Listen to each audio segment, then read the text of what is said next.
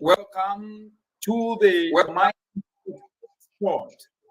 And here today we're going to be discussing issues that the entire continent faces. But Mindset Sport is where we bring each and everyone to discuss solutions.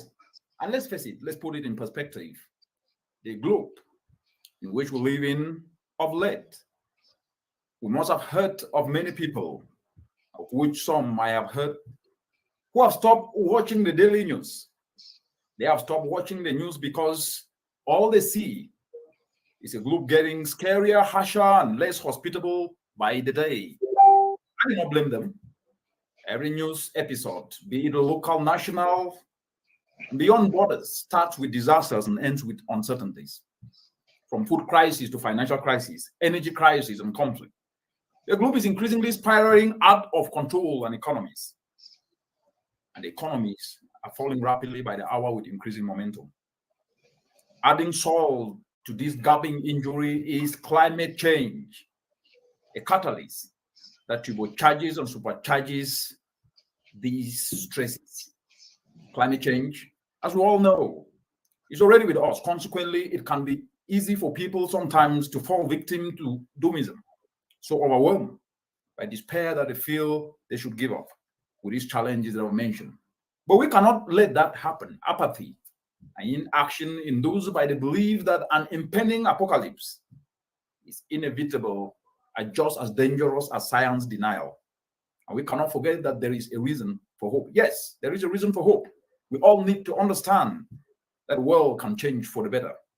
Despite the destruction, as long as people liberate their passions to turn challenges into opportunities, we can make a difference. Yes, we can make a difference. And we are seeing that with young people. We can therefore say that we need a new perspective. Yes, it's a perspective to address the three most significant crises facing humanity: biodiversity and ecological degradation, climate change, pollution, and waste.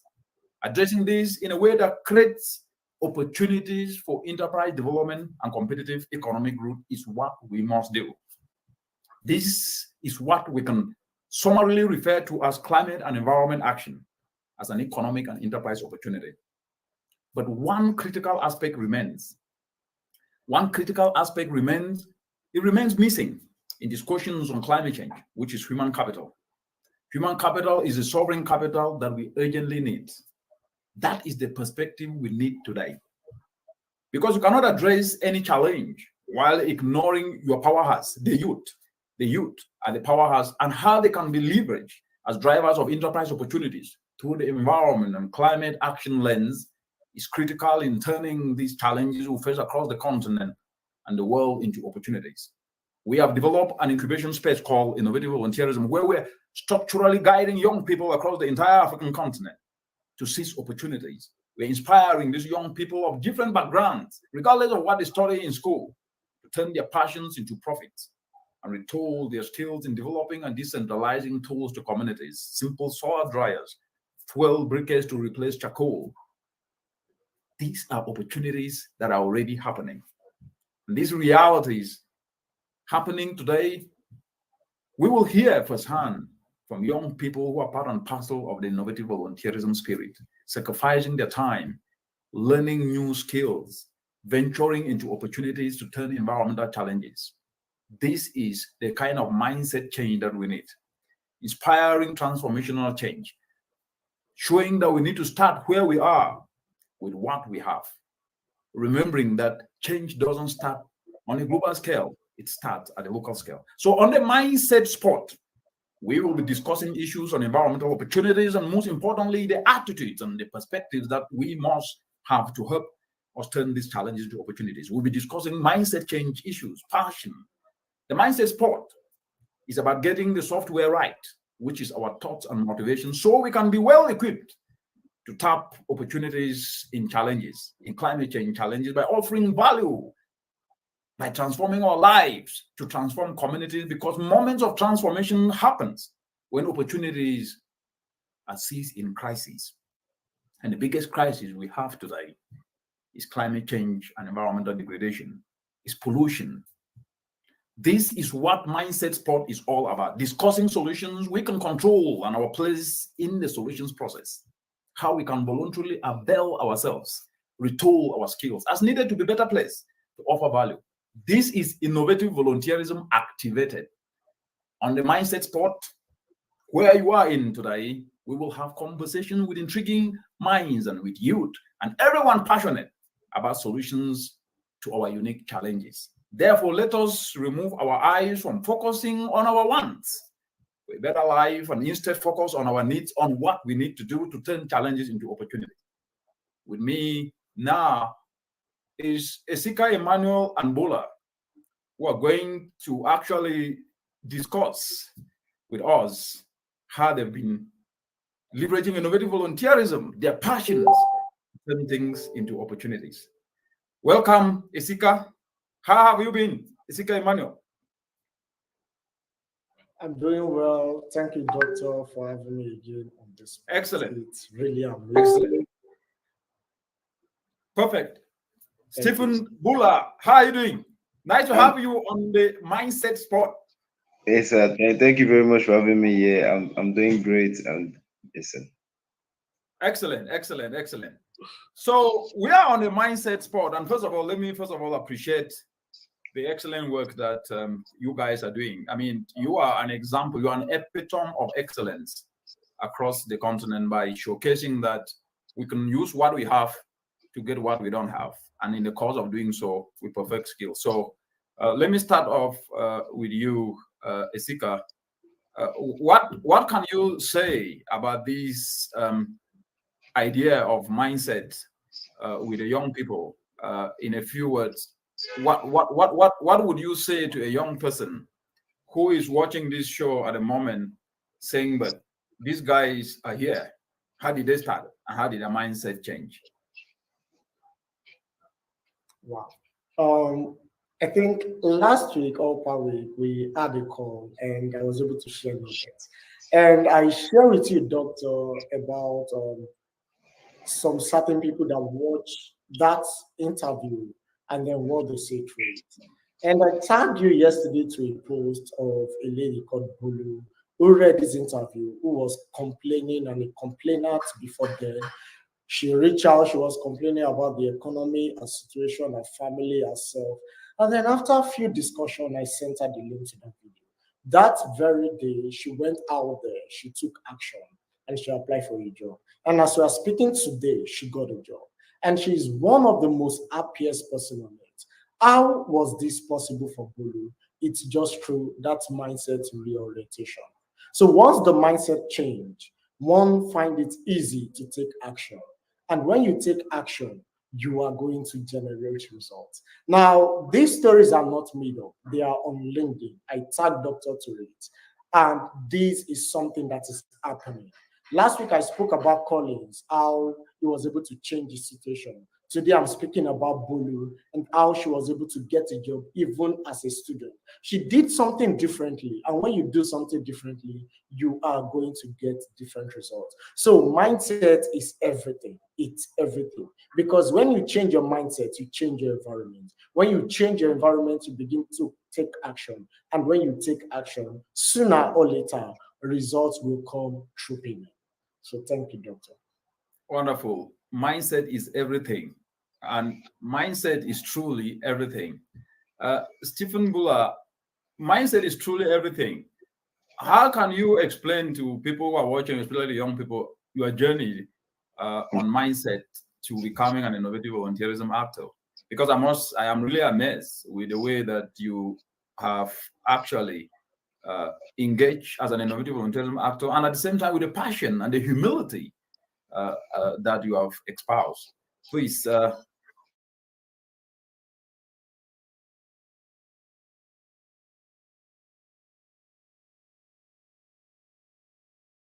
Tell us. A great philosopher, Plato, that said, the first and the best victory is the victory over oneself, and that's the ability for you to, wake up every day.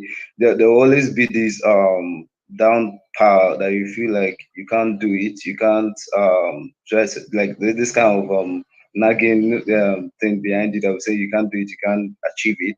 But the mindset for me is that when you wake up every morning, although it's you feel limited at times, you feel like there's some burdens, there's a lot of things going on that could not let you pay attention, pay focus to what you need to achieve at that point in time. But you waking up constantly, telling yourself that yes, I can do it. Yes, I can see this happening for myself. Although you might not be there at that present moment, but just visualizing it that yes, I've gotten this. I've actually yes, see myself doing these things, and like every day, every waking moment, you start building it subconsciously before then you start to see that it becomes a reality in you, like because you've believed it, you've psychologically told yourself that yes, this is possible and I can achieve this. So then you see it happening.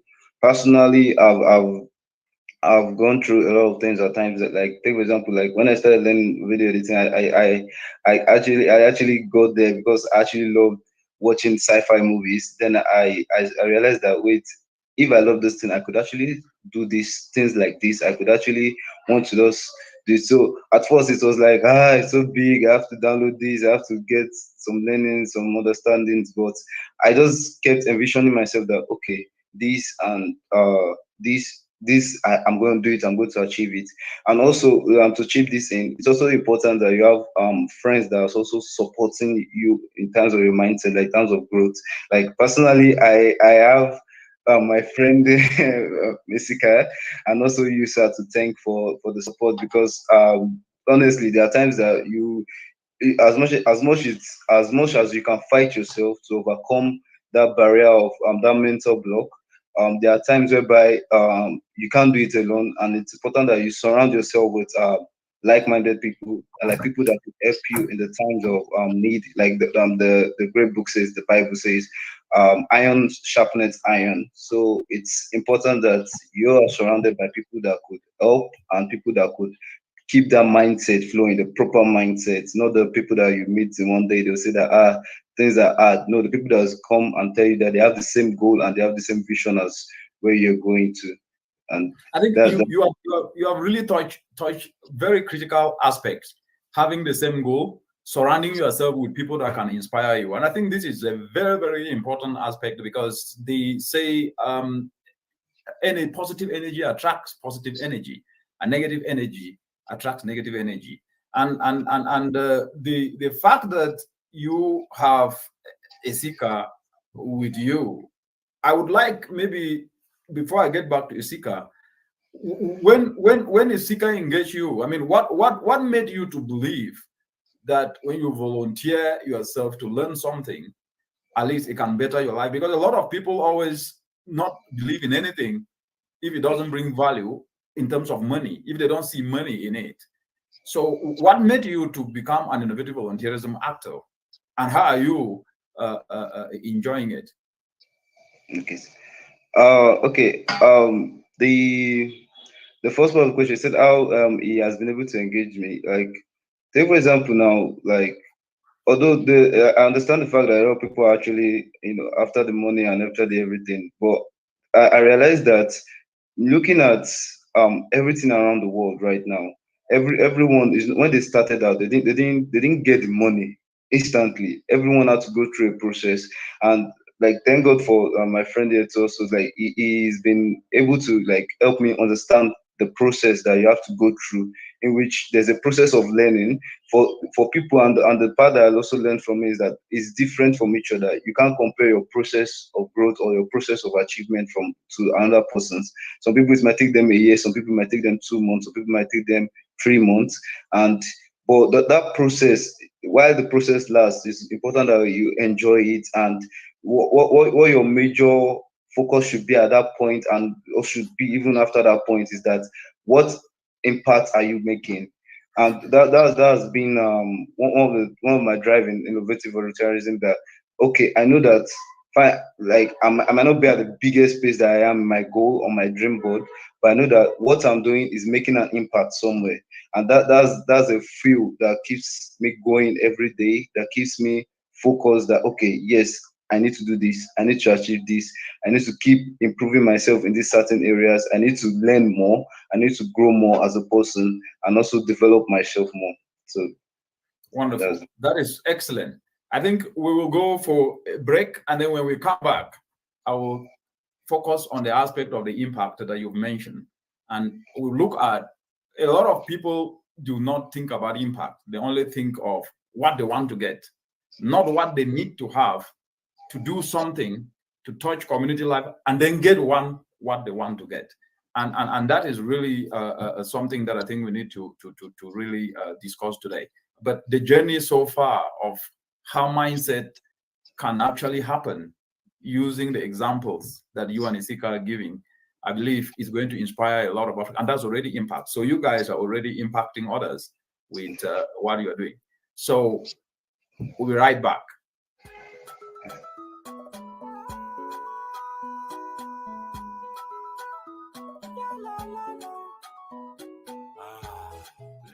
Welcome to Innovative Volunteerism Voices, a space for you, a space for everyone to share the ideas and solutions on how we can turn challenges into opportunities. Let's face it, we are under the changing climate today, facing challenges ranging from droughts that are plunging millions of mothers, fathers, and children into spaces not their own, seeking opportunities that do not exist.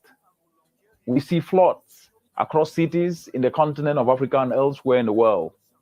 These realities have dawned on us, and we cannot afford for a minute to be despair, but instead to use our energies and time and get inspired to usher ourselves to action.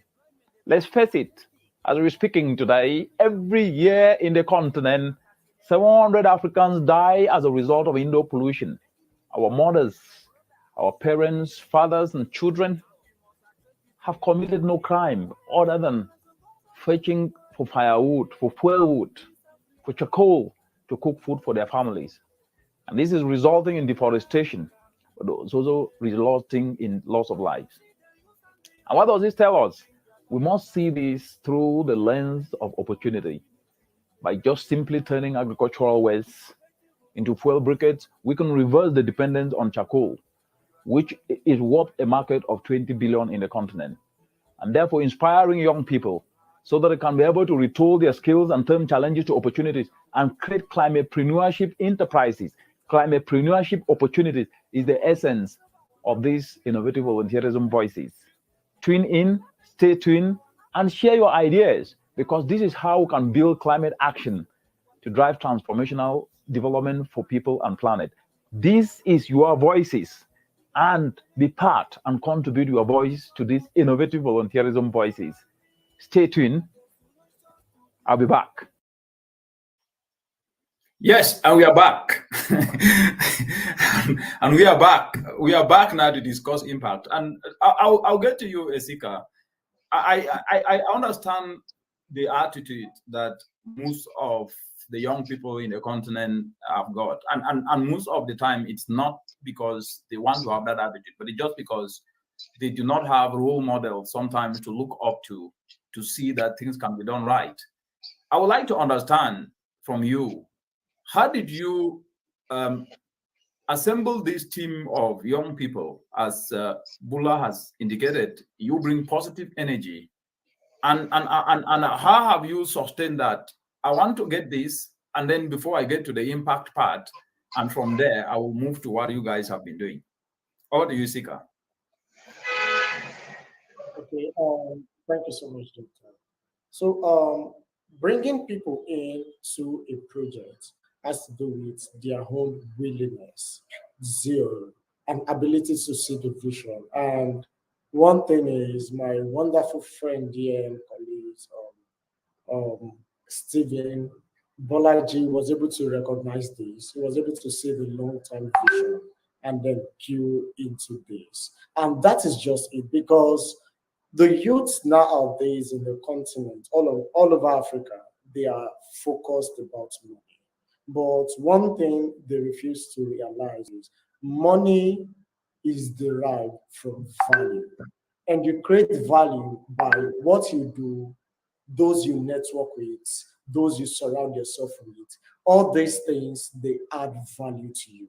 And then sooner or later, money will come. It's just a matter of time. And this is the simple thing which I communicated to these team members, which is just the ICT team who is using digital technology to change the scope of climate action across Africa. And then they were able to key into this. Yes, most people said no. Most people said what they are focused right now is about money. That's what they need right now. It's about money. And I can tell you, starting from the last time I checked, that I have a conversation, those people that came into this project, they've done far, far better than these people in terms of finances, in terms of experience, in terms of knowledge. And that is just the secret because you pay sacrifice to earn more, to get more, and then to become more and more better. And this won't be possible without doctors saying yes to me in yes previously. And that is really what changed everything. So it's over to you, and it's all on you, doctor. Thank you, doctor. No, thank you very much. There is a saying that you can take a horse to the river and the horse would refuse to drink water if the horse doesn't want to drink. So at the end of the day, it boils down to the individual to self-accept and become passionate about what he or she wants to do. I will now get to you, Bula, from what Esika have said, the aspect of value. When value is built and value is not given, so it means you need to sacrifice your time, effort, dedication before you can build value. And this value is a skill. What is your take on the attitude that some people don't want to dedicate their time, to sacrifice, to put effort, to get value, to get what they want? They just want to jump to the product without doing that. And what do you think can be done based on the lessons that you learn and the guidance that you have been getting? How do you see this becoming the norm and not the exception, using your own experience? Okay. All right. Thank you for that, sir. Okay. For the fact that so people to sorry for the value. Now, why I see that when it comes to value, when it comes to time, giving time for value and everything, I've realized that whatever path you take, whether the path of not giving yourself to value, like giving the time to value, or whether you're giving time to value, you're still going to lose something either way. And it boils down to which one will definitely give you an end result that is far more better, and the other one will just make you a lesser version of who you are. So that's why I say, in fact, so that's why I see to tell people, like, if you're not giving your time, I've realized that if you're not giving your time to what matters, like now take for example now, if you're meant to, let's say you're meant to study something for about, let's say, 10 hours, and you watched a movie for 10 hours, one way or the other, time still passes. But what was the end result of those 2 10 hours is going to be different from each other. And definitely the one whereby you give your time to actually studying is going to be more productive and it's going to give you a better effect in your life. And also in terms of giving value, in terms of being able to show people how value is important and how you're able to build a better value. I've actually given this a thought. I think that was a while back, and I realized that it's like you always say, like we ourselves. I remember when you said something about the issue is not the leaders, but the people ourselves. That we ourselves as a community, if we grow up, if we build each other up, if we help each other up, we'll be able to develop a better nation and a better country, like, and everything.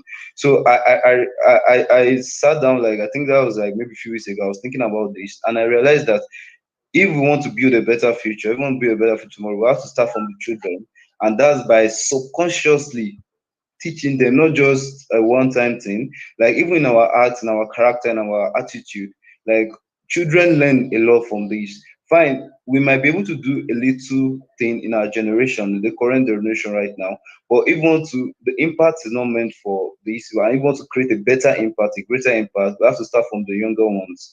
And I realized that the younger ones are the ones that easily accept and the ones that easily uh understand things. Their minds are still fresh, their minds are still pure, and if you're able to train them in the right way, if you're able to show them the right path, they will actually easily absorb it, and it will end up producing a better community. Like I remember, like, okay, take for example now, there's a recent trend that's going on in the country and everything, and they were showing the fact that a child was introducing to some like doing some kind of immoral act on public just broadcast worldwide. So I realized that this child was definitely exposed to something while she was young, and over time they didn't probably due to the negligence of the parent, or the, like, maybe the lack of awareness of those things. Maybe the parents were doing in front of her or something. She developed those characters into her older age, and this thing eventually exploded. So I was now thinking that if they actually stopped this while she was young, or they portrayed something for her, if they gave her something that would give like a proper guideline, like that will help her actually develop a better value, make her a better person. If maybe now herself, she might actually be like one of the young minds, one of the young geniuses, instead of the other side that we're getting to see right now. So I was just saying this, like, I see the way one of the best ways in producing people, in showing people that they have values, in showing people that they could build values or something. One is by we ourselves exhibiting those values, if we ourselves being the examples of what we want to see in the other people. We ourselves being, and also not other people alone, also ensuring that as we are showing it in characters, we're also teaching the younger generations, and also teaching those that are able to hear at that point in time, and also don't give up on the people that still finding it hard to understand the value. So I like this. I mean, we must become the versions we want to see out there. And I think this is the missing link that really exists in the entire world, and more so in the African continent. The language is they must do it, they must do it. The language is never about this is what I'm doing, and I wish that other people can do it so that we have collective impact. No, the leaders must do it. Then you ask the question, who are the leaders and where did they come from? And I think, Stephen, you've put it so nice. Of course, the attitudes do not start in the middle somewhere. They start from the home, get perfected in school, and then get worsened in the positions in which they end up. And then they start to manifest the attitude. So I think that's why I really appreciate the fact that we're having this conversation, because if we do not build value, we cannot have good leadership. Value is what you can offer to solve a problem that can touch many lives in the community. And that is why I really keep focusing to really get the mindset of you guys. And I think you are really giving a lot of information. We must become the versions we want to see. And those versions we want to see can only be practical when we have something to offer to turn challenges to opportunities. And that was really spot on. Esika, we must become the versions we want to see. You assemble a team to put an ICT, an information communication technology app, and you brought in people who can do design, who can develop infographics. And today, an app is available. So how did you sustain? Because I still want to understand, because a lot of people give up when they face a little challenge, or even when they are guided with a tone that is stronger, they say, that guy is too harsh, and then they run away. But, I'm spending a lot of time, like Bula said, you need to create time. If you don't create time, time is never given. You create time for what is important. You create time to build value. You create time to develop a skill. So how have you sustained this? And how did you guys come up with the app? And what is, because now I'm not transitioning to the substance to the impact of what building value, building skills have now achieved, and how that is going to impact society. Yes, Esika. Thank you so much, Doctor. Before diving into the question, I would just like to stress more on doctors on Bolaji's points. And one thing is this, like, to know if you are actually adding value to your life, you have to set goals. And that is simply it. You have to set goals. Be it you are a volunteer, you are a career person, you are an entrepreneur, you are a founder, no matter the space of your life, the measure of value is ability to meet your personal goals. You set personal goals, you set career goals. So you set goals. Now, in the next 1 year, you ask yourself, where do I want to see myself in? In the next 1 year, what are the things I want to do? In short, 1 year is too far. In 3 months, where do I visualize myself in? What and what and what do I want to do and want to achieve? And when you're able to set this goal and acquire it, that will be the measure of your value. So then, how were we able to sustain challenges over time while building the hub? The truth is, there were challenges, there were delays, even while managing the whole project. It shoot out time. Yeah, you spent the proposed time 3 months, 6 months, and then it was shooting even more. Then how do you manage it amidst this? The way to manage this is to make up for the lapses. Now, what leaders do is they try to understand individual problems.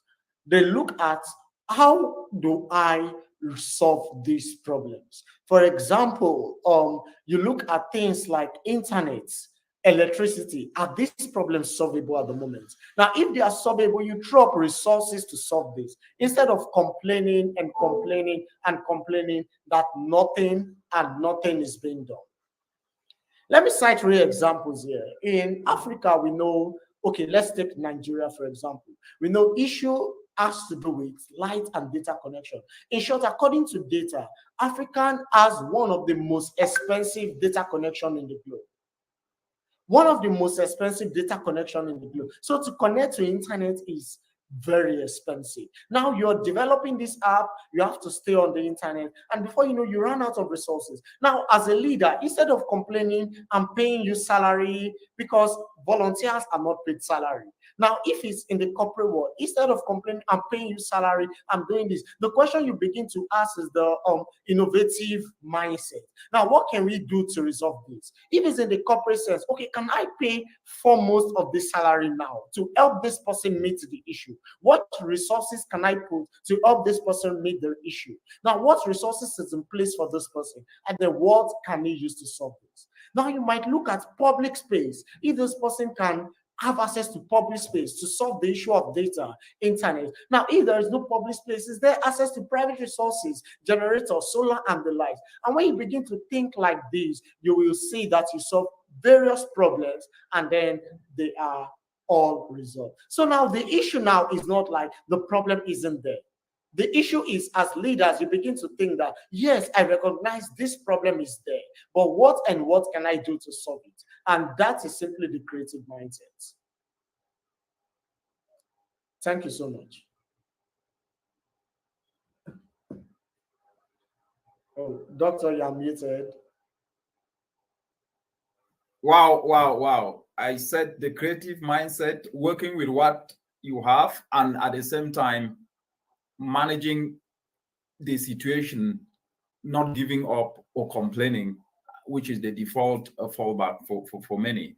I think this is very, very important. And before I get to Stephen, I'll ask you, so if you are the leader today, which you are already a leader in your own right, because leadership is personal responsibility, and every young person, young at heart or even in age, is a leader, depending on what he or she chooses to do, because leadership is personal responsibility, it's inspiration, it's passion to do something, to touch life. That's real what leadership means to me.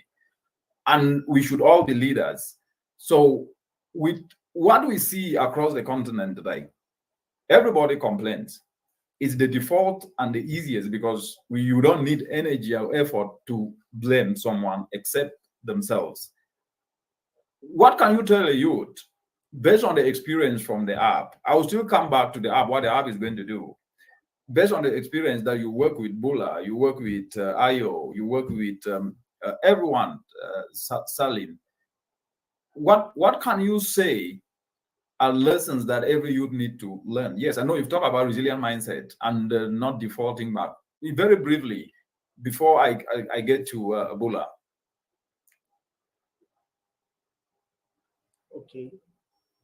Okay. Now, I think that's for me, right? Yes, it's for you. But the same question will go to Bula. But proceed.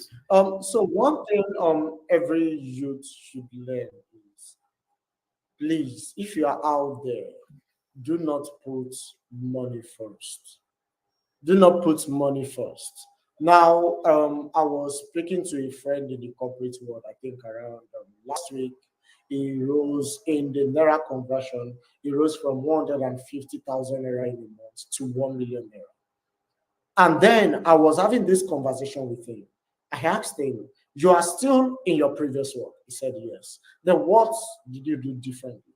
He said, instead of talking about money in the initial stage, I tell my employer I am able to solve the problem. I map out plan to solve the problem. Then I gave him reasons why detailedly solving the problem, why the money I requested for is equivalent to the problem being solved. He cited an example. He was given an app to develop by his current employer outside of the work scope. And then he charged the employer the space of 1 million in a month. And then the same employer was paying him 150. So from 150 to 1 million, that is around 8% increments. And then the employer said, why should I give you? And he mapped out the problem of the app. He solved everything. And then when he told the employer the employer complained, this money is too much. But then he ended up paying. Why? Because at first he showcased value. And then money came afterward. So now when you shift from the goal of focusing on money, and then looking at value, how to solve problems, every employer out there, everyone facing challenges out there, what they want is not how much it will cost me. What they want is, can you solve my problem? That is it. Once you can solve the problem, no matter how much you call, once they have the money, they will pay for it. Wow. They are going to pay for it. If it's the poor masses, if all they have is just 500,000, if all they have is 5,000, and then you're able to solve their problem, and you're able to tell them how your solution will make their life better, they are going to pay for it. How do you think the rich get richer? They don't get richer by leveraging on people's poverty. They get richer by solving societal problems. And that is simply what we're doing. So when you look at this, you look at the basic challenge which we face. You look at the challenge of farmers. You look at the challenge of the society. You look at the challenge of those in the rural area. And then you're able to solve this problem through innovative means. And that is just the secret, problem solving. That's why you see, according to the ILO and the WEF, they said one of the top skills which employer will pay for in the year 2025, they will pay highly demanded is problem solving, critical thinking, not programming, not digital marketing, not ability to build with the code which you are able to write, with the marketing which you are able to do, can you solve problems? So companies are paying you for solving problems and not for coming in and saying, I'm a marketer, I'm a programmer. No.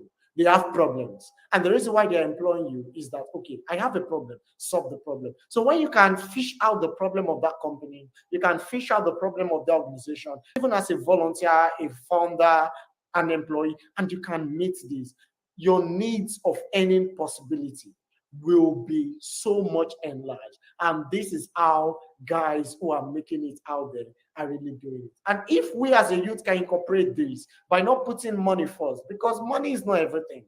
Money is just a means of exchange for value.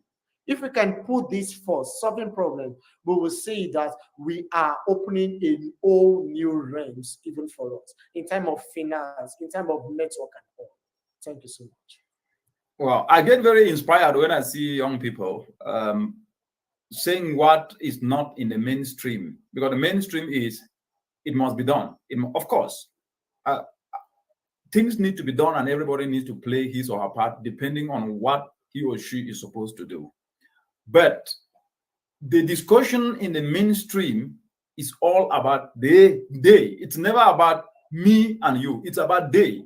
They have to do it. They have to do it. And from what you've summarized, challenges are a gold mine for billions. I mean, it's a gold mine where you can tap billions and trillions. But to do that, you need value. You need a skill. And that skill, you need to get it without having what you want to get, because you cannot get what you want when you don't have what it takes to get that. So to you, Bula, this aspect of complaining that we see, which is the easiest thing to do, what is your take on the importance of advice? Because I have noticed the difficulty, especially with even old people, of taking advice. Because like what you guys are doing here, you are giving advice, because this you are playing from your experience by sacrificing time, effort. You have learned how to move from the mindset of complaining to doing things. You've learned how to handle challenges in the course of doing things. What do you think is the importance of advice, to take advice? Because a lot of people don't take advice. And how has taking advice, you yourself, how has taking advice changed you, Bula? All right, so thank you for the question, sir. Okay, there's a my, okay, my native language, there's an adage that they say well, I'll translate it in English. They say something that an adult can see, a young child cannot see it. Like, that's like the rough translation, and it simply means that someone that's been through those experiences, someone that has gone through that path, through that journey, definitely has more insight and more understanding of how everything is, and what we can see ahead, can see what can become of you, because at that point in time you are still learning, you are still going through that phase. And that's like the role people that give advice to us is to us, because technically whoever wants to give advice, why I cherish advice so much, especially if it's coming from someone that has actually been where I want to go to, or or is much definitely much higher than where I am right now, is because they've gone through that experience for me to learn from them and not to make that experience again. And so that's one of the reasons I see people. It's important that we as humans, or we as cultural beings, that we need to take advice, because it clears out a lot of mistakes. There are a lot of mistakes that it will definitely remove from you. Fine, you definitely make your own mistakes, but it will, instead of you making about hundreds of mistakes, you just definitely end up making, let's say, one or two. And that's because you have someone that could give you advice, and someone that has seen ahead of you before, has gone through those experiences for you. And that's why it's important that you listen to advices. It helps and help build.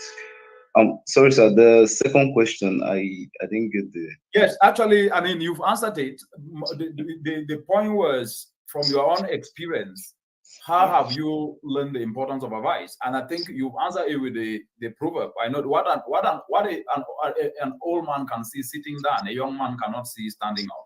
I love proverbs because they're always pregnant with a lot of meaning. As Chinua Achebe would say, proverbs are the palm oil with which food is eaten. So I use them a lot to pass meaning to things, because they're pregnant with a lot of meaning. So I love proverbs, and African proverbs are quite a lot that we can use to pass a message. And I think your answer is spot on, and it shows that nobody can be mentored if he or she is not willing to take advice, because he or she will make mistakes.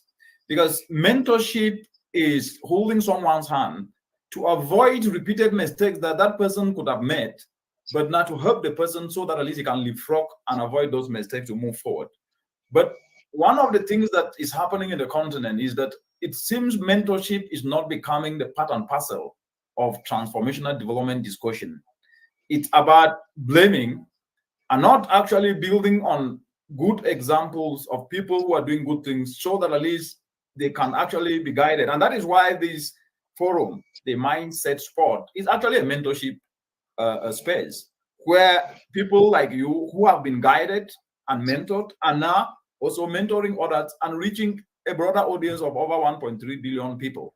So I really appreciate that. And then before I move to Isika, with the issue with people not always really wanting to take advice sometimes is because they focus on what they want rather than on what they need to do to get what they want. And that is the reason why you see somebody who have a shelter to stay in, who eats 3 square meals a day, and then complains even more than those who don't have an opportunity, even a place to stay. And there is a research that was done showing that most of sub-Saharan Africa have many unhappy people. And then when you ask in that report, it shows that when you ask people in sub-Saharan Africa, especially, what are the issues? They state the real issues that exist: food insecurity, lack of drinkable, clean drinking water, poor infrastructure, non-accessible roads. True. But what they miss is in all what they say, the missing link is none of them says, this is what we need to do, and this is what me myself can do with the little that I have. It's all about blame game. So now what I want to ask is, what role do you see passion playing in an individual in the process of generating value? And I'll ask the same question to Isika. So Isika, after him, you will answer the same. Over to you, Bola.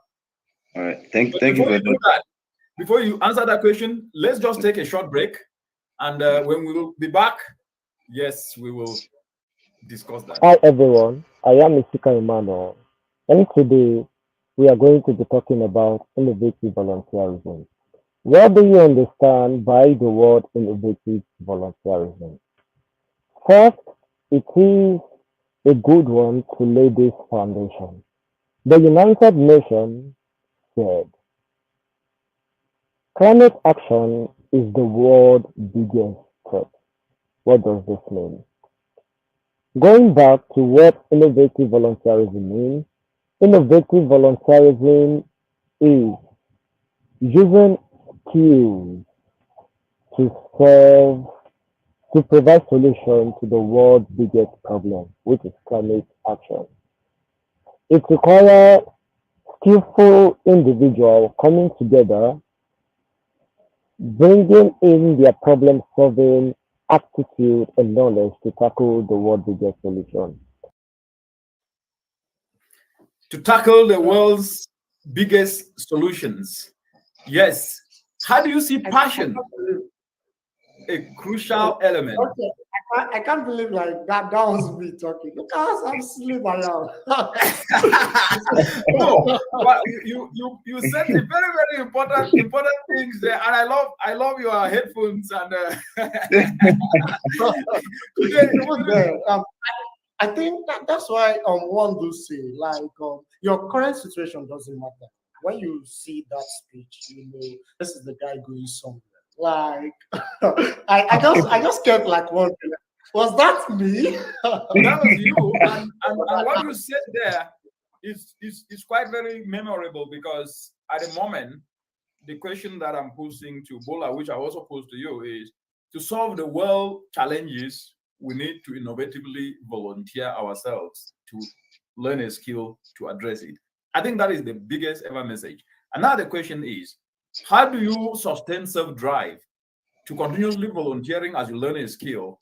From your experience, Bola, how have you sustained self-drive? Or what is the role of passion? Do you really, what do you think is the role of passion in developing value, if I may put it that way? You just saw a seeker there with his beautiful yes. Over to you, Stephen Bola. All right. Thank you for that.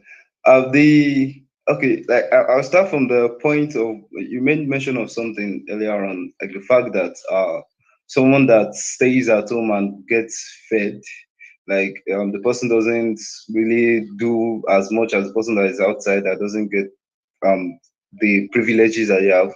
So what I see then in maintaining passion, in maintaining the other self-discovery, having that drive, I've come to realize that for every man to get to that point whereby he is able to ascertain his passion, is able to work with his passion, he definitely have to move away from his comfort zone.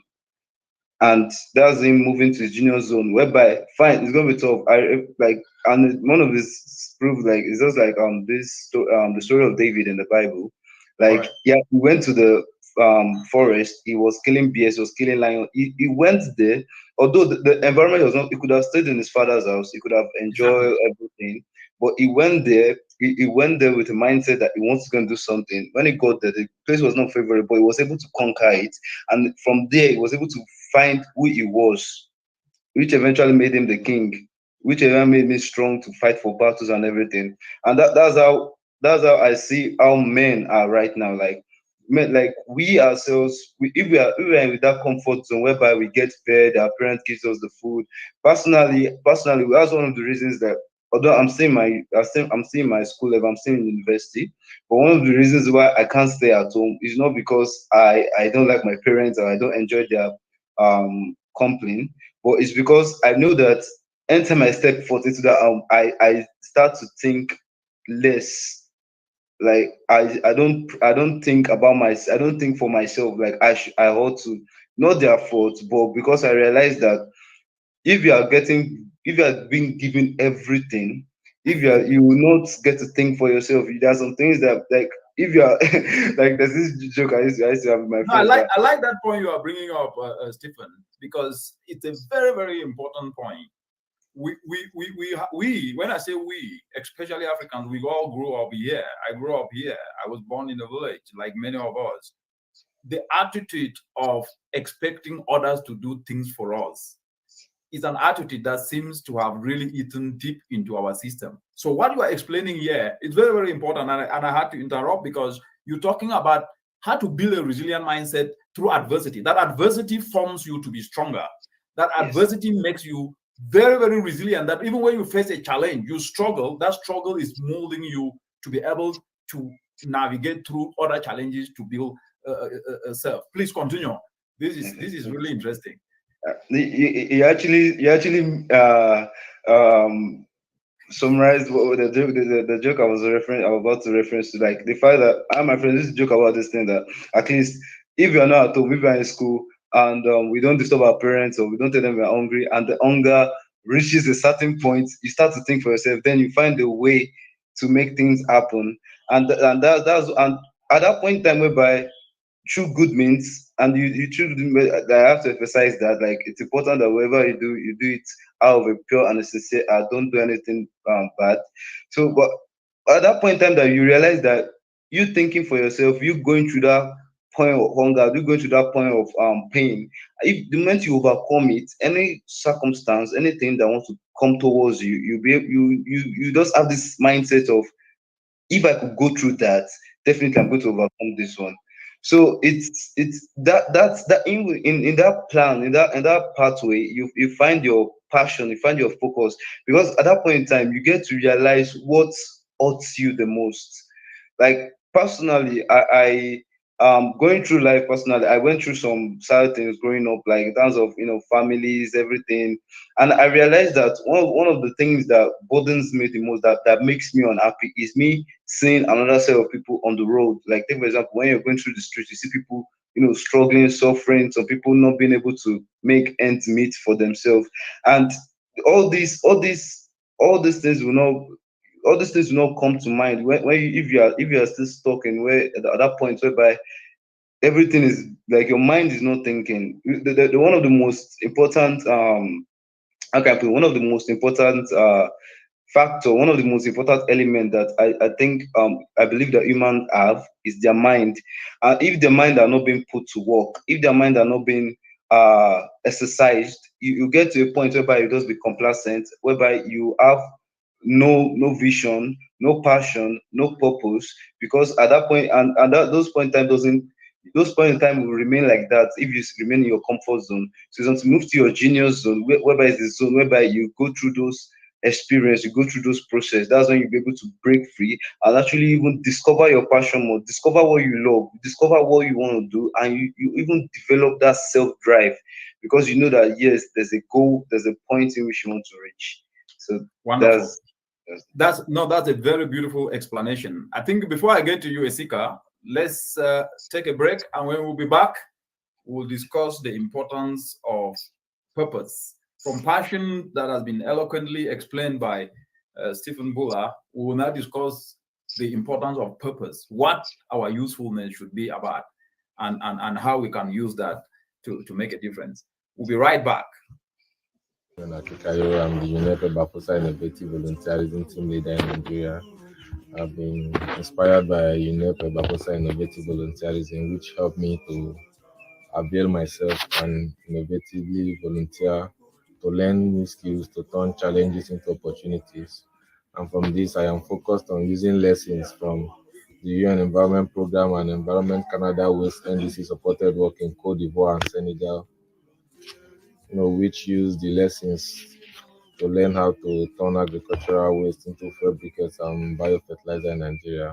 This has helped me and more than 11 other youths to retool our skills, and together with the team, we are driving climate action solutions in Nasarawa State, which is helping implement Nigeria NDCs in agriculture, forestry, and energy sector. These are actions that we are seeing being carried out by young people, just like you, Bola, and Esika are doing. These are things that people are doing not because government have asked them to do. They voluntarily do it themselves. So it goes to the aspect that Bola talked about on self-drive. You have to be passionately passionate. I usually say that jokingly. And I'm not talking about passion juice here or passion fruit. That's self-drive, that fire that burns internally. But to sustain that passion, you need to know why you exist, because the purpose of life is to be useful. And what is the meaning of useful? To do something that touches other people's lives, even beyond your immediate family. Because the app that is developed, the infographics that you do, Bola, I mean, you are not the one who consumes them. It's to pass a message on climate change to people out there. It's to assemble a video that can show people that these are the opportunities.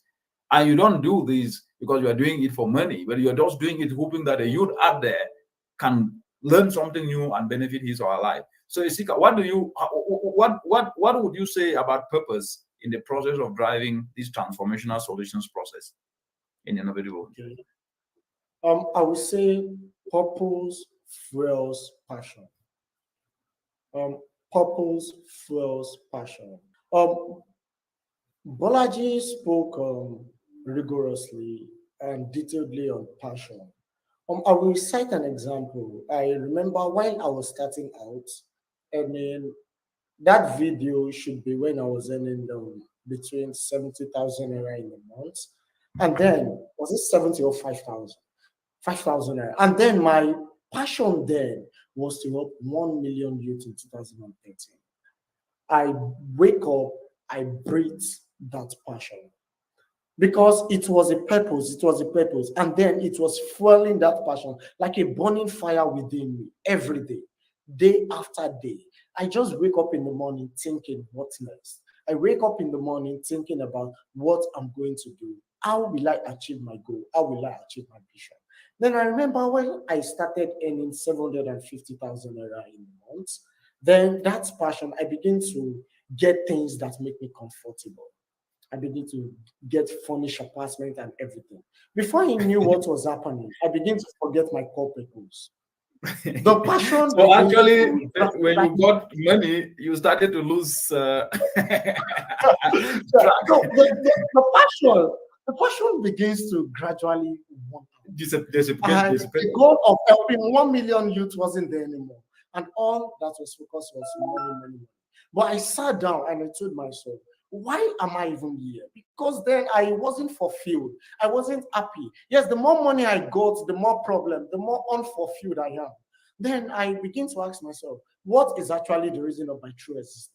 Then I went back to what I was, that purpose. And I wake up in the morning for with that same purpose. I wake up in the morning asking myself, this and this and this needs to be done in the Africa. No, the educational system needs to be reinvented. The will of the system, because this is not what is there. If what I pass through in the educational system is what my students, my children are going to pass through, then the percentage that they will become someone is very unrealistic. I spoke to someone, Jordan, in the US, and he said US pay as most at $60,000 for private university. And still yet, this educational system is still the same thing. It's not teaching them to become solution providers. They get out of school with lots of US debt, and then for 7 years, some of them can't even pay their student loan. And this is really a big issue. Then I said there needs to be someone that will solve this. So it's not just a problem of Africa now. It's a problem that exists in the world. So there needs to be a reinvention of this wheel. Then when I saw this problem, that passion, it begins to fuel in me. And this allowed me build. Call day by day. Where are we at in the product? Are we launching? Reaching out to people. And we've had support, amazing support from people. Working in Google, such as the VP, Vice President at Google. Support from people, Dr. Richard, and many more, even in the ecosystem, helping to build this product. And that is really it. Because passion is truly your existence for life. And no matter how much you have, no matter how much you make, that passion will still be there. All the money which you made, you will begin to reinvest it. And before you know, with time, you begin to make more. And that is really how to sustain passion. That is really how to fuel the vision. You begin to think, what is my reason of existence? Now, what is lacking in the world? What else can I do to make the world a better place? And this is what humanitarian does. This is what we can do for humanity. And sincerely, this is just the least we can do. Everyone, I keep saying, no matter the small quota, no matter your little resources, there is something you can do to make a difference. And that very thing, do it when you can. Thank you so much. There is something you can do to make a difference. And that is, these are I love the nuggets you guys are giving, because the beauty is that in the mindset sport, we get ideas that generate more ideas, and what you are saying, building from what Stephen said, and now you brought up the aspect of unrealistic educational system, which all of us went through the same educational system, the cram and write, the theoretical with no practice, that then we end up with the mentality that we are told that government will give us a job so that we can wear suit and tie and carry a bag and go sit on a chair behind this. That is a failed. But doctor, I thought it's different in Kenya. Well, the African educational system is pretty much the same, I have not really seen the educational system, and I stand to be corrected, but from the best of my knowledge, I haven't seen an educational system that is premised on tailoring solutions to the challenges that Africa faces today. It's still the theoretical, certificate driven to come out and get a job, a white collar job for that matter. And that is why this conversation on how to change mindsets so that people can start noticing that the education they need is not necessarily the education in the classroom. And just to clarify this, education is important. But what we are talking about now is that the certificate you have is not enough if you don't have an extra skill that you can use to turn a challenge into an opportunity. Of course, in education, you can learn to read, you can learn to speak English, you can learn to speak any other languages. But the point is, that is not enough. And therefore, what we really need now is not necessarily just education in the classroom, because the mindset change ideas from how to take advice to getting passionate to developing purpose. Like Riley says, a clear purpose, inspired, purposeful passion. If you know that I need to do this, then your passion can never quench because I need to be useful. And in the course of doing that, it brings money. So money is a consequence of an action of offering value, but it is not taught in school. It is not taught in school that even if you have a PhD and you are not useful to community, you will still not be relevant. So this is the biggest school. So I would now say that the mindset sport is the biggest school. So we need to really now start preaching this, and this space now where it's a school, because we're talking about things that are not in our traditional educational system. And that takes me to a point, which is, and I'll go to Bula on this, which is from what Isika said on purpose, which ties, you need to know what you want to be useful about. And these are things that are not taught in school. Given the fact that across the entire continent, very few people really have this in their system that I need to do something to be useful, to turn a challenge into an opportunity. What steps do you think needs to be taken to ensure that this message really starts to sink, given that it is absent in our educational system, in our educational curriculum? Yes, Bola. All right, thank you for that, sir. Okay, if I got it right, what are the actions that are required for us to start ensuring that people take the steps that are required to? Well, yes. I believe one of the points I made mentioned previously, like the aspect that when we start instilling, like when we start putting it in the hearts of people when they're younger, like I think that will make a difference when we start teaching them, when we start making known to them subconsciously that okay, this is the path that you ought to take. And also the other step that I would actually love to say is also the aspect that I believe parents to also have a huge impact on this aspect, even though the educational system might not be sustainable, like in terms of like providing everything that we need as being people that provide value, people that have a purpose, like developing our purpose, our passion, and everything. But I believe parents have a major role to play on this. Like I remember, I can't remember exactly the name of this wealthy person, but I remember that the effect of what he did to his children, and like what he did was he actually raised his children in an entrepreneurial mindset, whereby I can't remember his name, but whereby he started at a particular age, he started giving his children chores and started giving them money, and they couldn't spend all the money. Like they couldn't spend all the money. He created, like what he did basically was he made them understand that in order to achieve something, you need to get something. And when you get that thing, when you achieve, don't spend it all. Learn to use it wisely to achieve more. So that he as a parent, he was able to pass on that message to his children. Fine, the school might not, and I don't literally, I hope it changes like that in schools, but I don't literally see it changing like that the next 2 or 3 years.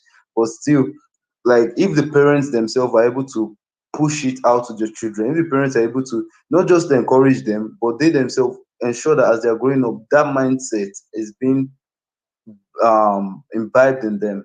And like the man did, what the man did, after the man did that, I heard that all the children, all of them are making it right now. They're happy, they're living a better life, they're wealthy.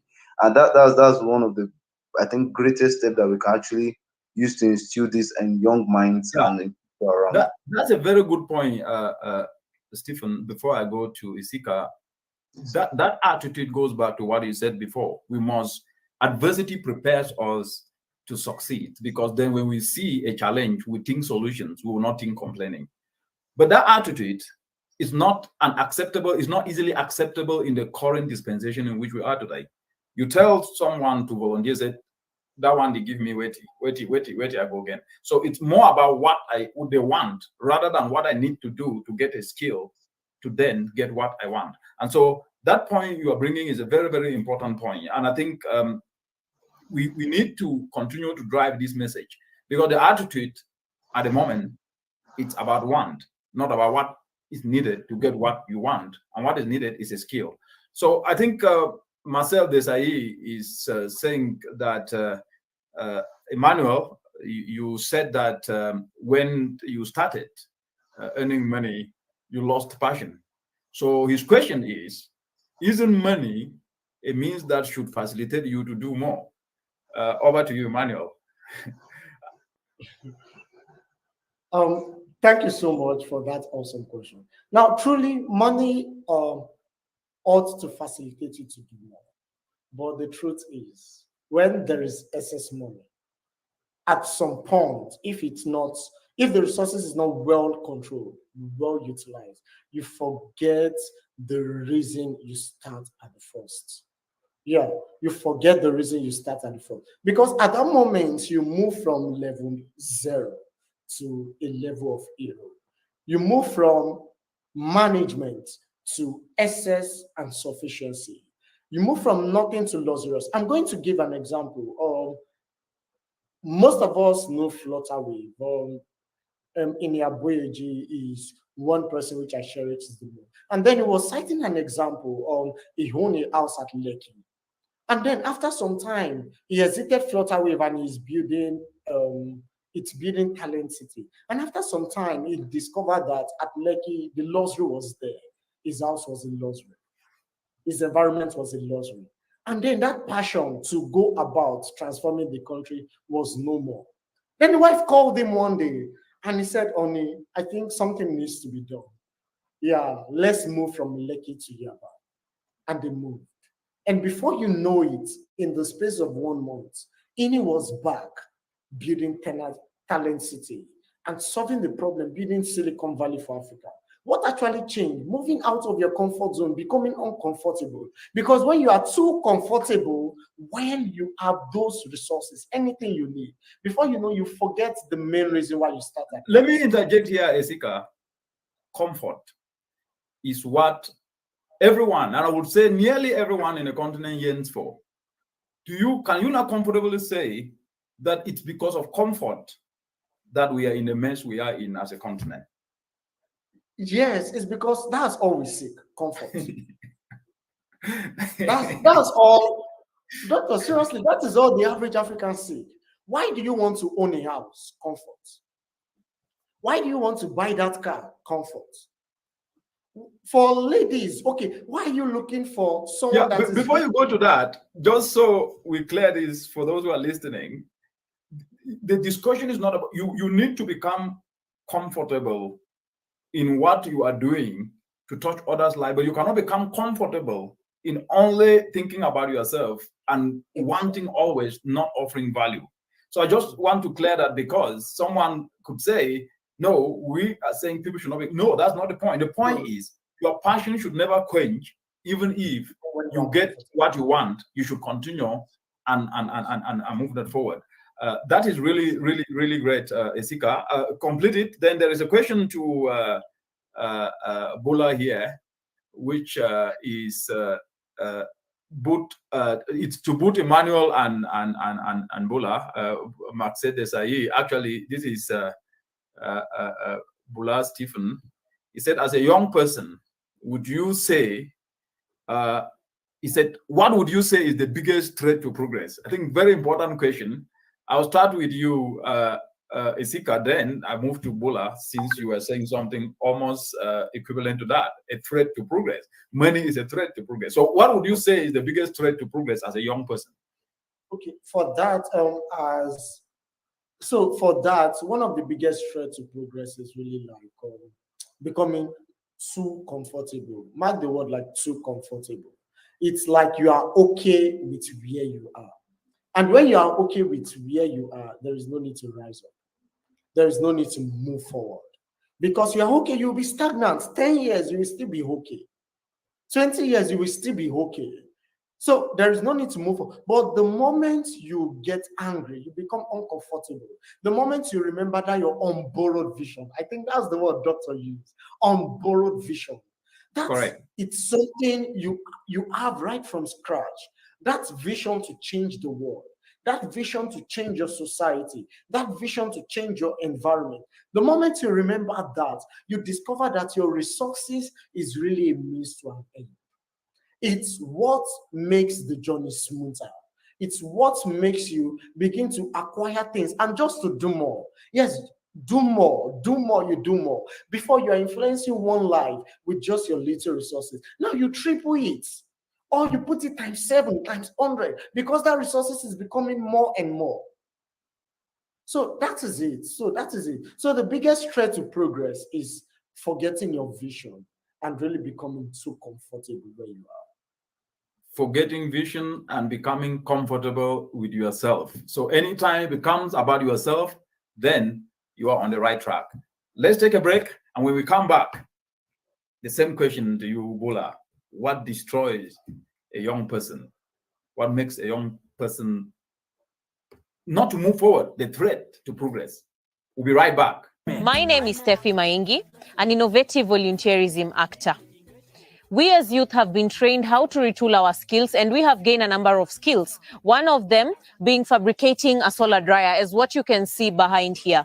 So today we are in Mwea, and we have fabricated a solar dryer, which is going to help farmers dry their rice, not only their rice, but bananas, cassava, maize, and other value chains. This is going to help them to cut on the post-harvest losses that they have been experiencing so far. And we are going to test out the dryer with them, train them how to use the dryer, and they can give us their feedback. The dryer will benefit the community by they brought their produce there, and the community will not lose their nutrients for the produce. Yes. This sun dryer will help me by drying rice, and I will dry maize and cassava. This community will be helped because they will be coming with rice, and we will be drying here. And what can you say to the youth that have brought this solar dryer here today? To the youth who has brought this dryer here today, I would congratulate them, and I will give a lot of thanks. Yeah. Actually, to the youths who have fabricated such a project, I wish to congratulate them a lot. To the youth who are doing great across the continent, we congratulate you. And we congratulate you, Bola and Isika, for the time you've taken to share these nuggets of wisdom. So, Bola, youth are doing things across the continent. And when they're doing it, it reaches a point sometimes the energy you see in them just get dissipated. And to use the word that Isika used, which I use, on borrowed vision, they start to chase what I call experimental vision. Something is just brought, they jump over it, you ask them, so why are you really behind this? Say, it's money, I need to make money, I need to make money. No vision, no passion, no purpose. So what is the biggest threat? What is causing them? Let me just throw the question a different way. What makes people, especially young people, chase something that is just about them to get what they need for themselves, rather than them thinking about what they can do to touch lives in communities? Which is still going back to that point, the biggest threat to progress. All right, sir. Thank you, sir. Okay. Like you said, like the one, I think one of the biggest threats we have in our society today, in our community today, is the fact that now we live in a world that there's internet. Although as advantageous as it can be, it causes a lot of distractions, and it's okay. I need to bring from a point that my friend Mano said comfort. Even beyond even you getting to the point at which you have money, you have everything you want. Even holding your device, you could open Instagram, then start scrolling through reels, and you'll be stuck there. You become too comfortable absorbing different content, and you see most of this content at the end of the day will definitely be showing people that have actually gotten to a certain point in their life whereby they are living some or most of them are actually living a fake luxurious life, and you think that it's just as easy as I have to interject here, because I think you are touching an issue that is so important. All the issues you guys are touching are important, but this particular one, we are seeing the retrogression in our young people with social media. And so the question that I want to build on what you have just said, so that you can continue to expand on it. Yes, sir. Social media, because Africa, the platforms have not been developed from the continent. Facebook, Instagram, Twitter, LinkedIn, and you name the rest. That's not an issue. Of course, the platform is not supposed to be developed from here. But the biggest consumers of these platforms are Africans. That's not a problem. But the question then is, what do they consume it for? And you have put a point where they look for comfort, post photos. That's not a problem. Or watch just big cars and all those sort of stuff. But the creators of those apps created those apps to make money, to solve a problem, to connect people together, like Facebook. Mark Zuckerberg, you know the story of how he came. You guys are ICT guys, so you know how he came up with that platform to connect people, then it ends up where it is there. So my question is, are you using social media to turn challenges to opportunities, or they're using social media only to advance the complaining and blame game because they are seeing this opulence and a kind of flashy life that doesn't exist, and that is making them to think that where they are, they're not supposed to be? And how can we reverse this? Please just expand on that. It's a very serious issue. Okay. All right, sir. Okay. For the social media aspect, I see it as whenever you're going to use like the platform is a great platform. Take for example, there are times whereby probably I need an idea of doing something. I go to social media also, like it's good. And also if you need something to relax, it's also something you could just scroll.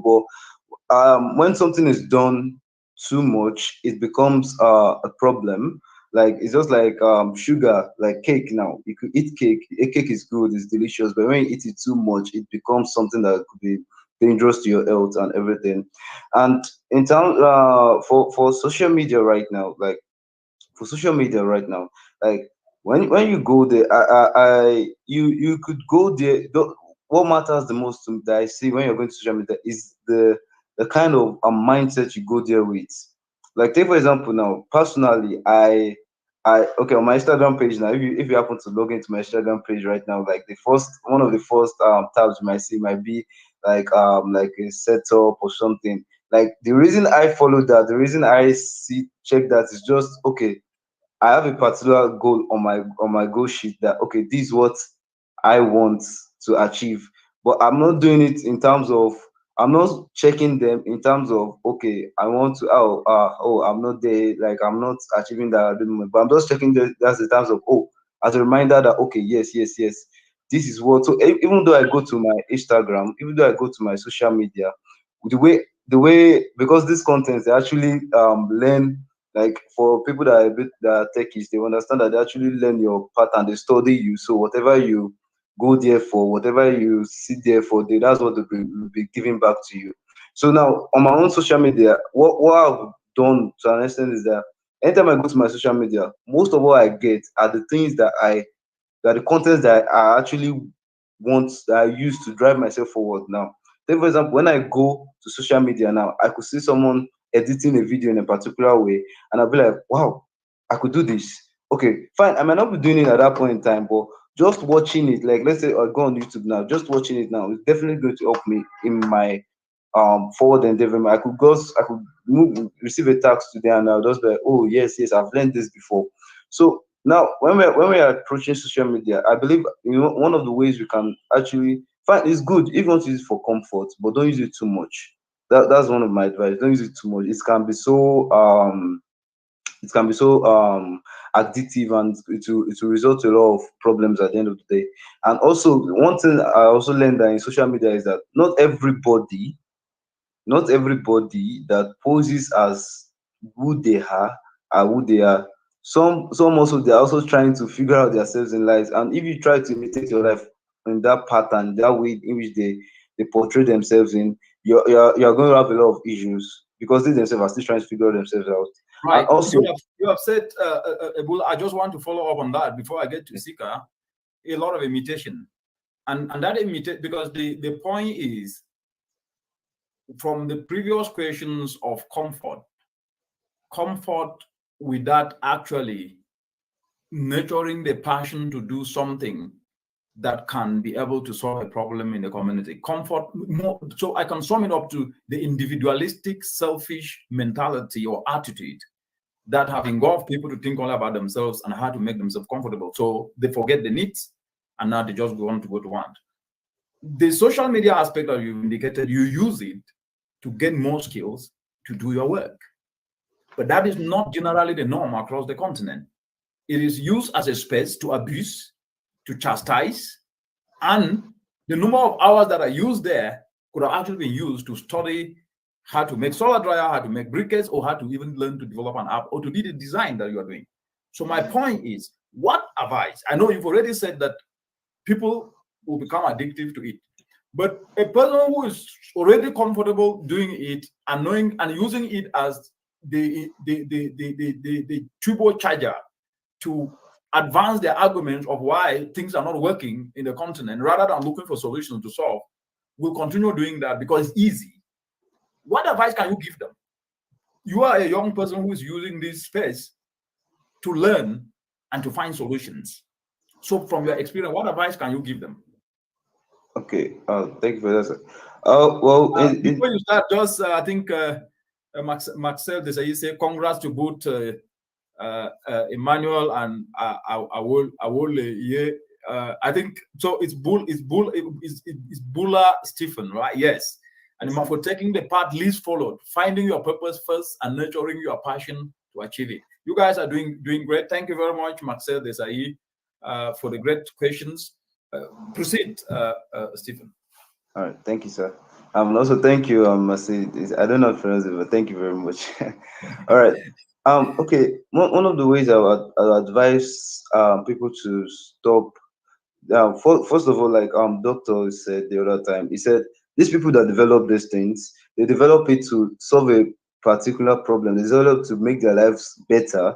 And right.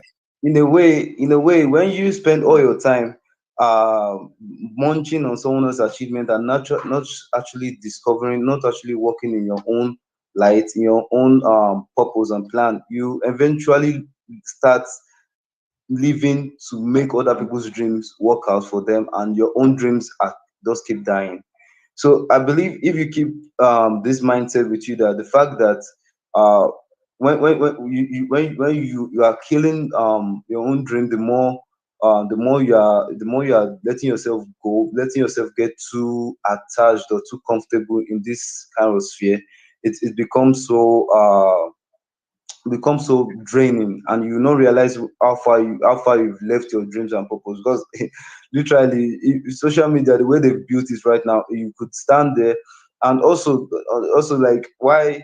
Okay, I'll stop there. But the second thing I also advise for anybody that is probably, if it's probably you're struggling with walking around social media, probably if you sit down with social media for hours and everything, I realized one of the things that worked for me is because at the point in my life, I also realized that I was spending a lot of hours on social media, and at the end of the day, there's nothing to bring back for me. Like, if I spend 10 hours or 5-7 hours watching social media, I'm not gaining anything.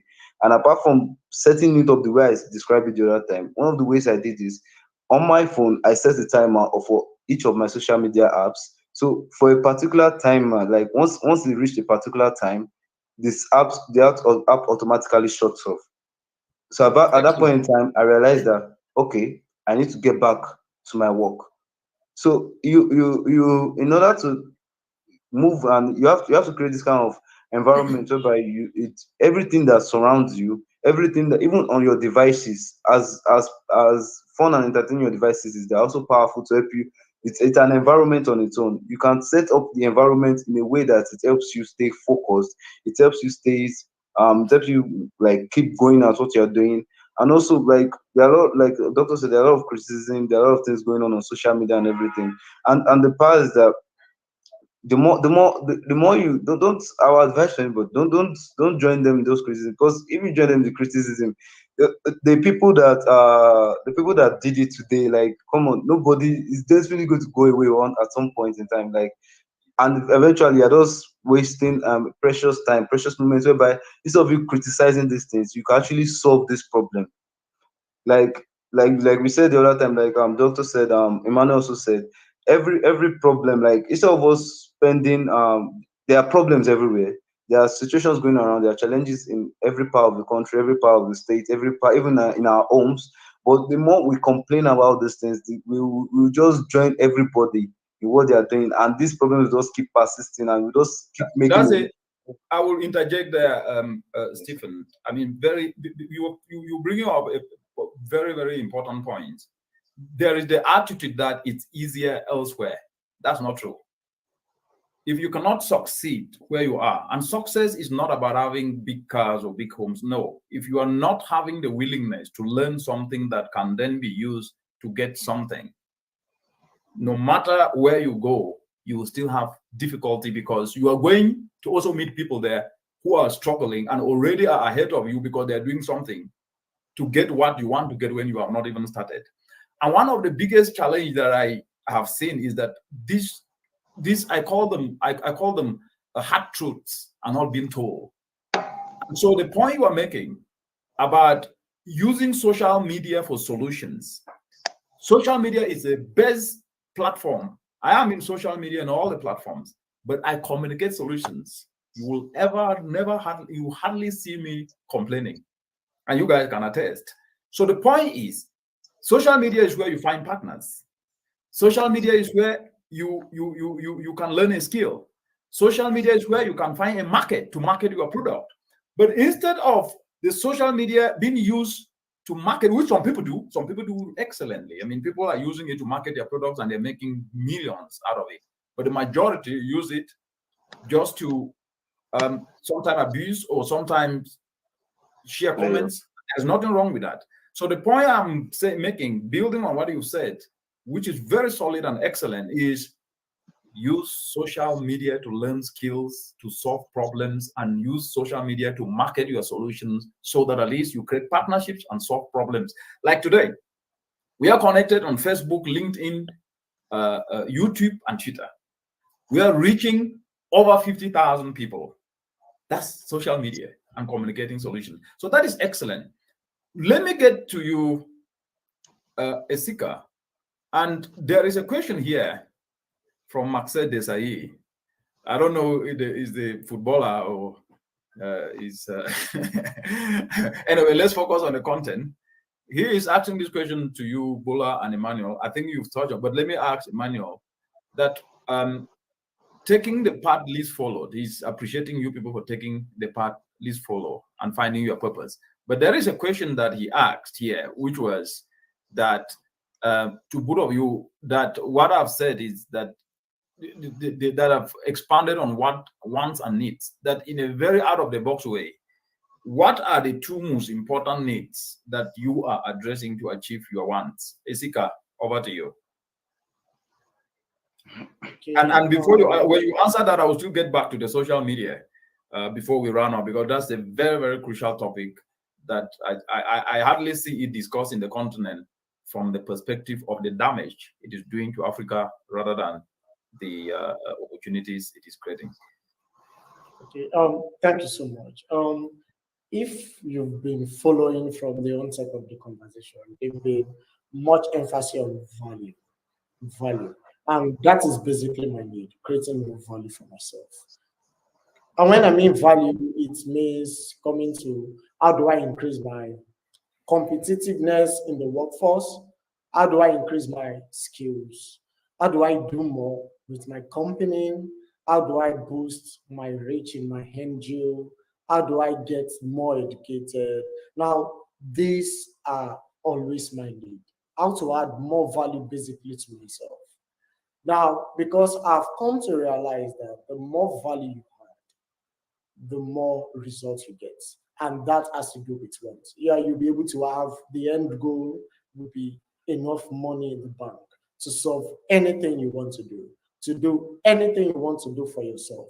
And then this just has to do creating value. And basically to make this plain, what I've been doing has been building the future of education for Africa and same with the globe. And this has to do with personal rights, helping people become more competitive in the workforce and then helping companies blossom. And I've been doing this, and with the NGO, I've been creating employment opportunities, helping people get the same job. And lastly, I've been helping build applications to help connect farmers to the market. So these are the things I've been doing while working full-time as a marketer with a company. So I've been really busy, not being busy, but busy creating value. Why? Because that is the most excessive part of it. And in the long run, I know that this is going to add up together. They're already adding up. Yes, my finance is already skyrocketing. They are adding up. Now, because I know that's not all. For those of you who are listening, did you hear that? Volunteering is now yielding dividend. Continue, Emmanuel. Yeah. And then I'll get to the social media question. So that's not how there is, because there is really more. That's why I keep doing more, engaging in more, producing more results. Because I know the more I add up to this lead, the more I'm able to meet my wants and to live the luxury life. That is, if I even ever want to live that. Because the kind of life I want to live is a life of impact and not really a life of luxury. And thank you so much. Wonderful. A life of impact, not only a life of luxury. Then luxury seems to be what is confusing a lot of youth. And I will still say this, and I stand on what I am saying. Nobody is saying that people shouldn't engage or live a luxurious life. No, that's not the conversation. The conversation is, how can you sustain impact? Because luxury should be an offset of impactful actions that you undertake, not the other way around. So I just wanted to clarify that. And Isika, before I move back to Bula, the impact of social media. The social media is the best opportunity. People are using it for the good. But it seems the consumption is mostly about complaining, about blame game, and then about opulence and luxurious aspects that then only fuel this apathy, complaining, blame game. And then people only focusing on want rather than on need to do what is needed to get what they want. So what would you say to a young person who is watching us now? How can he or she use social media effectively? Not only posting photos, nothing wrong with that. You can post, because now you see people, you're eating, you put. That's not a problem. That's their right. But why I'm still focusing on this is that I have actually noticed the misuse of social media, which young people could have actually been using to see so many opportunities, to learn an idea from other youths. So what's your take, very briefly, then I'll get back to Bula and then come back. We'll run up in the next 15 minutes. Okay. Yes, Isika.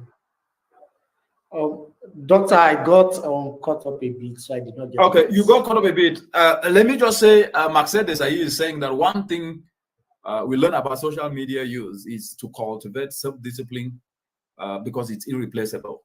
Let me put the question this way. To what extent is lack of self-discipline the problem with the misuse of social media? Okay, thank you so much. I would say self-discipline comes when you are using social media for the wrong thing. Yeah. You can't be making money, creating value, adding value to yourself on social media, and then you're talking about you want to self-discipline. Do you want to cut short the value you're adding? Do you want to cut short your finances? No. It is when you are spending time on social media and those time are not adding up. That is where self-discipline comes in place. So take a look at example. If you are spending 5 hours a day on Instagram, and then that is what your work is paying you for, spending 8 hours per day on this Instagram, do you want to say you want to become self-disciplined? No, because the more time you spend on it, the more money you tend to make from it. That's I think it. The more time you spend on it. Yeah, let me just interject. I think the point Misused is making is that to be able to use social media to create value and generate revenue, you need self-discipline.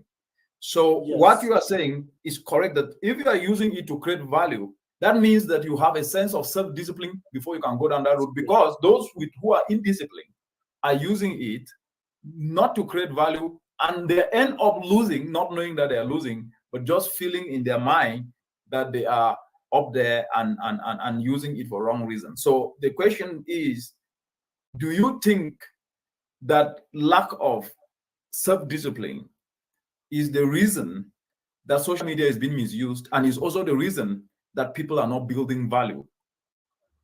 Yes, sir. That is really the reason. Why? Because as we've been eating, even in the past webinar, you are an average of the 6 people you consume their content and you follow. Mm-hmm. So if you are caught up in the space of things that are not adding up in social media, let's take a look I won't give example. If you are not following content that add value to you, then there needs to be self-discipline. What I did with my Twitter, I think this was this year, was I was seeing relationship stuff. I was not looking for a relationship. I was looking for how to add value to myself.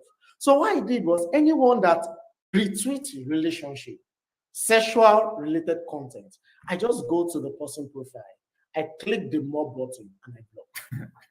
I'll never see that content again. And before you know, in the space of 2-3 weeks, I started seeing content that had value, that has to do with creation of companies, that has to do with mindset, that has to do with entrepreneurship, that has to do with job seekers. So I was never tired of Twitter because then I spent most of my time on LinkedIn because I thought Twitter was trash. But when I put on this, I discipline myself. I decide on which content I want to, because it's my Twitter. I own it. I own it. So whatever I want to see is what I want to see. So those content that are not adding up, I just remove it. So you need to ask yourself, because the first step to self-discipline is asking yourself, what actually do I really want? Where do I really want to be? Now, who are those people that are where I am? Who are those people that have achieved? Now, what you do is you follow these people that are distracting you. You unfollow people that are distracting you, and you follow people that will impact you. Once you do this, you'll be self-disciplined, because you can't be on Twitter always, because these people are not tweeting content always. They are not on Twitter always. But Isika, let me interject here, and then before I interject, I think Sinclair is saying something very interesting: that social media and self-discipline in relation with time and how it affects an individual psychologically, emotionally, socially, especially if it's not aligned with one's goals. And that's what we seem to be seeing a lot. People are psychologically and emotionally affected from the examples you have given, but we see a lot of people still clinging to follow all those things, not following people who can add value to them. And like you said, you are an average of the people who surround you. And so if you are around negative energy, that negative energy is likely to engulf you. And I think she says again that it is the fascination of the Internet of Things, and it offers a reality that is out of touch from things on the ground. I think that's really great. And then Maxed Desai is saying that focusing on impact, not optics and luxury. Very informative from you guys. I think this is really, really great. So what I want to ask you before I go to Boa is, do you think that the attitude that is displayed on social media by us as citizens across the continent is a reflection of the very attitude that we have towards the challenges that we face? What's your take? Yes, I will really agree with that. Why? Because the fastest way negativity, bad news spread fastest through social media. Now, how do people get to say Africa is not working? It's because in social media, all you see is Africa is not working. So that is really what's happening. So those negativity are being spread around on social media. And when you look at this, you discover that these are not adding to anything. They are just leaving people discouraged. They are leaving people useless, unuseful, and then unfulfilled. But when you surround with positive things, with positive people, with positive mindset, you begin to realize that there is change in mindset, as we are on the mindset spot, because that is the foundation of everything. There is change in mindset. And when there is change in mindset, you begin to take action, even as I said earlier, and then your life changes drastically. And social media can be a tool, a life-changing tool. It depends on how you use it. Thank you. Exactly. It is a life-changing tool. That is a fact. But just like the challenges that the continent faces are disguised opportunities and they are not seized, it's the same thing. Social media is an opportunity, but it's used for wrong intention mostly. And we're not saying that everybody is using it for wrong intention, but we are diagnosing this with young people who are using social media and developing solutions to address community problems. And they're doing this through voluntarily volunteering themselves. And there is this very important aspect to all of you who are watching us out there, that your biggest ability is your availability. So, Bula, the aspect of self-discipline is very, very crucial, not only in using social media, but in every endeavor in life. But what we see is that people are interested in the product, not in the process. And that has become part and parcel, that anything you tell somebody to do, you said, what is in it for me? I want to get this, I want to get this, I want to get that. So to go back to the point we started off from, that we complain about what we don't have, but we don't ask ourselves what we as individuals can offer. So what do you think it will take for young people? Not only when I use the word young, it's not just young people in terms of age, even those who are young at heart, who have the interest of seeing progress with them contributing to it, and at the same time have the passion to support young people to succeed by ensuring that they see reality as it is, not the oblivious state it is. So what do you think can be done to ensure that each and everyone become a self-disciplined citizen wherever they are, to start doing what needs to be done? Over to you. Share your ideas. All right, sir. Thank you, sir. Okay, I at the beginning of this live chat, I said something. I quoted what the man Plato said. He said, the first and best victory is victory over oneself, and the best and best victory over oneself. And if we are to achieve that point in which we are self-disciplined, that means every waking moment, it's not like it's going to be easy. It's not like it's going to be easy. It's not milk and only every time. But that focus, first of all, what I think is important to achieve self-discipline is, one, you should have a goal. Like Emmanuel said the other time, there's a need for you to have a goal. You have to have a goal. You have to have a vision. You have to know. If even you might not entirely know how you're going to achieve it. You might not entirely know how you're going to achieve it. You might never have the full picture of the vision yet. But those glimpses that you have, work with them, and because when you have them, and especially when you have them written down, you have something that will give you that drive to overcome yourself every day. Because what I've come to realize, that the battle to win yourself, to become to have victory over yourself, is not a battle that is won in a single day. It's a battle that you have to fight every single day.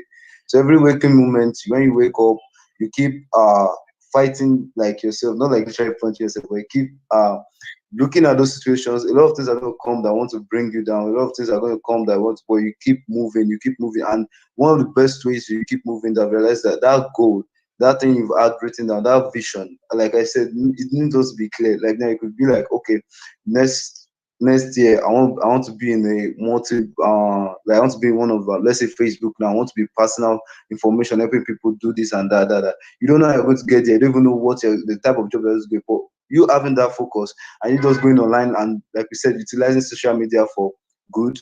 Like you just going online, that okay, how to be a Facebook employee or something. Just do something to move yourself forward, and have that goal, and keep fighting. Don't give up. Everything does you.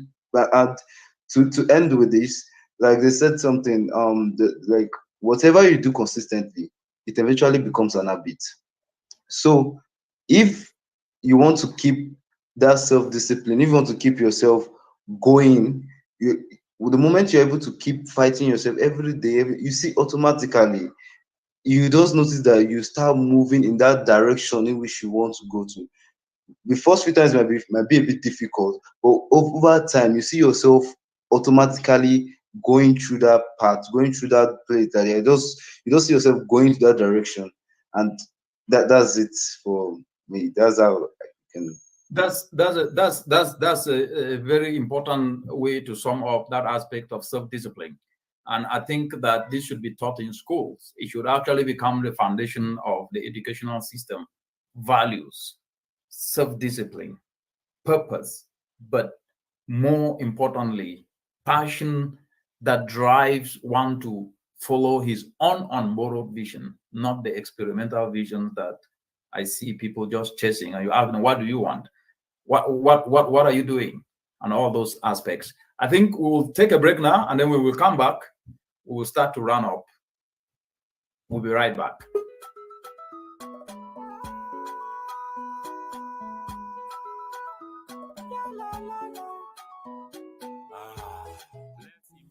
Innovative Volunteerism Voices is your space to share your ideas on what you are doing on climate change, on the actions you are taking to drive and build climate resilience in communities.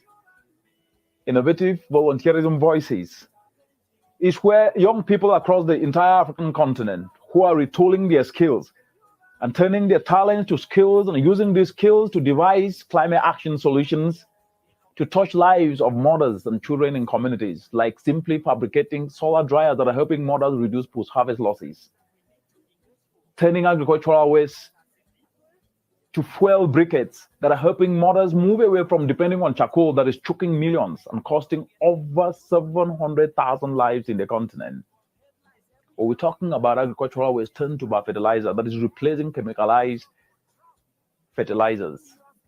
These voices of climate action across the continent are shared here on these Innovative Volunteerism Voices.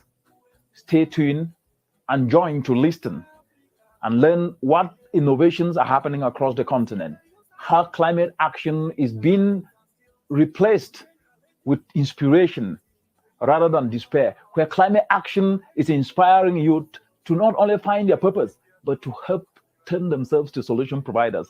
This space, Innovative Volunteerism Voices, is where nothing but knowledge triumphs. Stay tuned.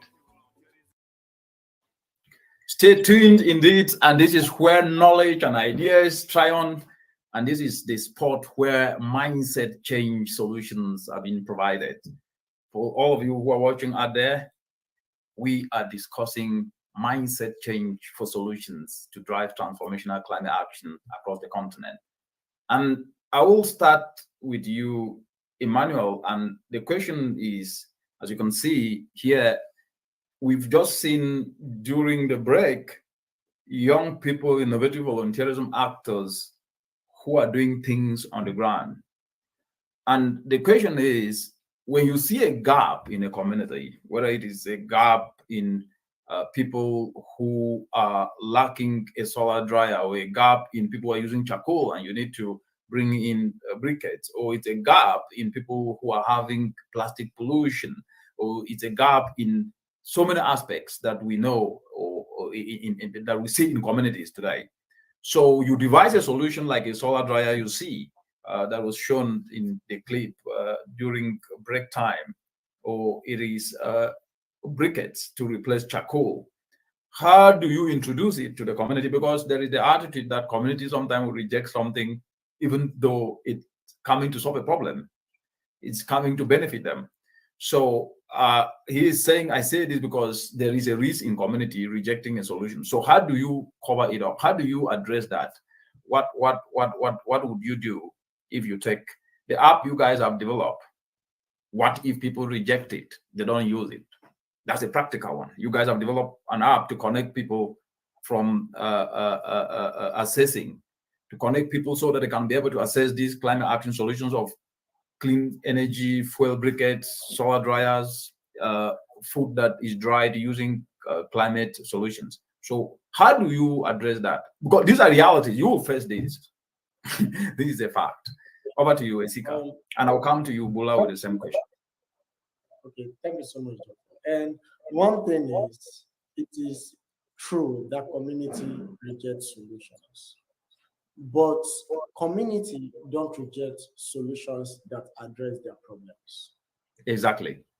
It is true, I will repeat, it is true that community rejects solutions, but community don't reject solutions that address their problem.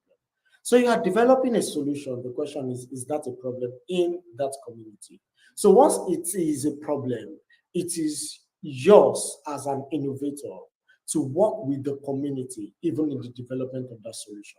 For example, let's take a look at solar dryers. So what you do is you speak with the community. Now, how do you dry your stuff? So you bring your product to the communities. you teach them how to use that solar dryer to dry your product.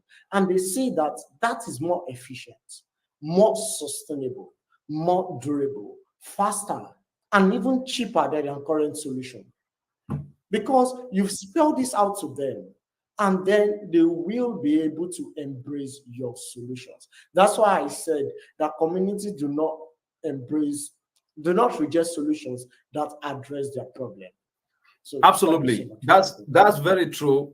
Actually, when you feel a gap that is in demand in the community, they will gladly embrace that solution you are coming to fill a gap. They will become your market. They will become your partners. But what happens sometimes is that when you do that to benefit community with the intent to just turn challenges to opportunity, some people think that you are leveraging a kind of a cloud by solving that problem. And so they come in to obstruct, not the community people want that solution, but there are some middle people that comes in to obstruct, not because they are doing it to hurt the community, but they're doing it to obstruct you, the individual. So how would you handle that? Because these are live realities that you guys will face when you hit the market. Okay. Thank you so much for that, Doctor. That's why I said in the first place is you work with these communities to like build a solution. Now, if there are people that are rejecting your solution, now you are building a solution not for a community. You are building a solution for communities.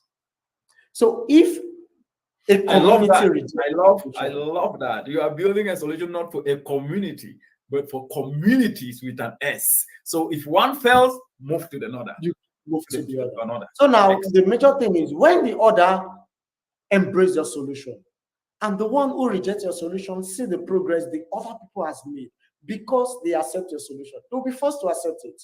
Now it's an adoption. Take an example when on Twitter, when Nigeria banned Twitter, and they saw that their GDP reduced drastically. What happened? They have to unban it. It's just You guys are so entertaining on this show today. I like the gist you guys are sharing. Yeah, I mean, Isika, that is really great. And then Bula, so we focus on communities, not just on a community. And I think what Isika is saying is, and it's something that also happens in real life, not just in communities, where most of you who are innovatively volunteering, I believe you will give testimony someday that some people ask you, how do you do this without money? But once you start to succeed, they come to now try to meet you midway. Oh, you're succeeding. Please give me an opportunity there where you are. I believe some of you have heard this. I've heard that when I volunteer myself. So it's the same thing in community. So the point you guys are making, which I think is really great, is do not spend a lot of time where things are not working because of obstruction. Find where you can have acceptability. And once it works there, even those who are rejecting it will definitely do a catch up to pick that up. Do you agree, Bula? Yeah, yes, I do. I agree with this point. Actually, it's a very awesome one. The other thing I just get to add is that also like you said, also like even in the communities, like when the community adopts something, the other community, but even within the community, although you might not be able to capture the minds of everybody, but as long as you find just one person that believes in the solution you're providing, every other person will come in. And also, one of the ways I believe that we work is when also involving the community in the solution you're providing. So like, because at times some people will never because to them it's a whole mystery. They don't know what your intent is, they don't know how it's been done, they don't even know what you're trying to do. Some people, although you tell them that this is what you're trying to achieve, they still don't know, their minds are not. So like in the little spheres, in the little part, you can involve the community in your own project. Take for example now, let's say you go to let's say you come to Nigeria now and you want to do a big project in Nigeria, and you're providing a solution. Let's say like Uber now. Imagine Uber coming to an African nation and they only employ white men alone. Before the black men will be able to really come to that fact that okay, this, that, they will not, people will even reject it at first because they believe that it's the only white men that must be driving around. They believe that there's something else to it. But when they start employing black men, the people in the community start themselves employing themselves their job. They start encouraging other people that, oh, you could use this, you could use that. Other people start sharing the news for you. And I believe in driving a solution to a particular space, that the best people to actually help communicate your solution and is not you yourself or your team members, but the people in the communities themselves. Those are the best people that will help you communicate it and spread it, the solution for you. So that's you hit the right. You struck the right spot on this mindset spot. Actually, you did. Why do I say so?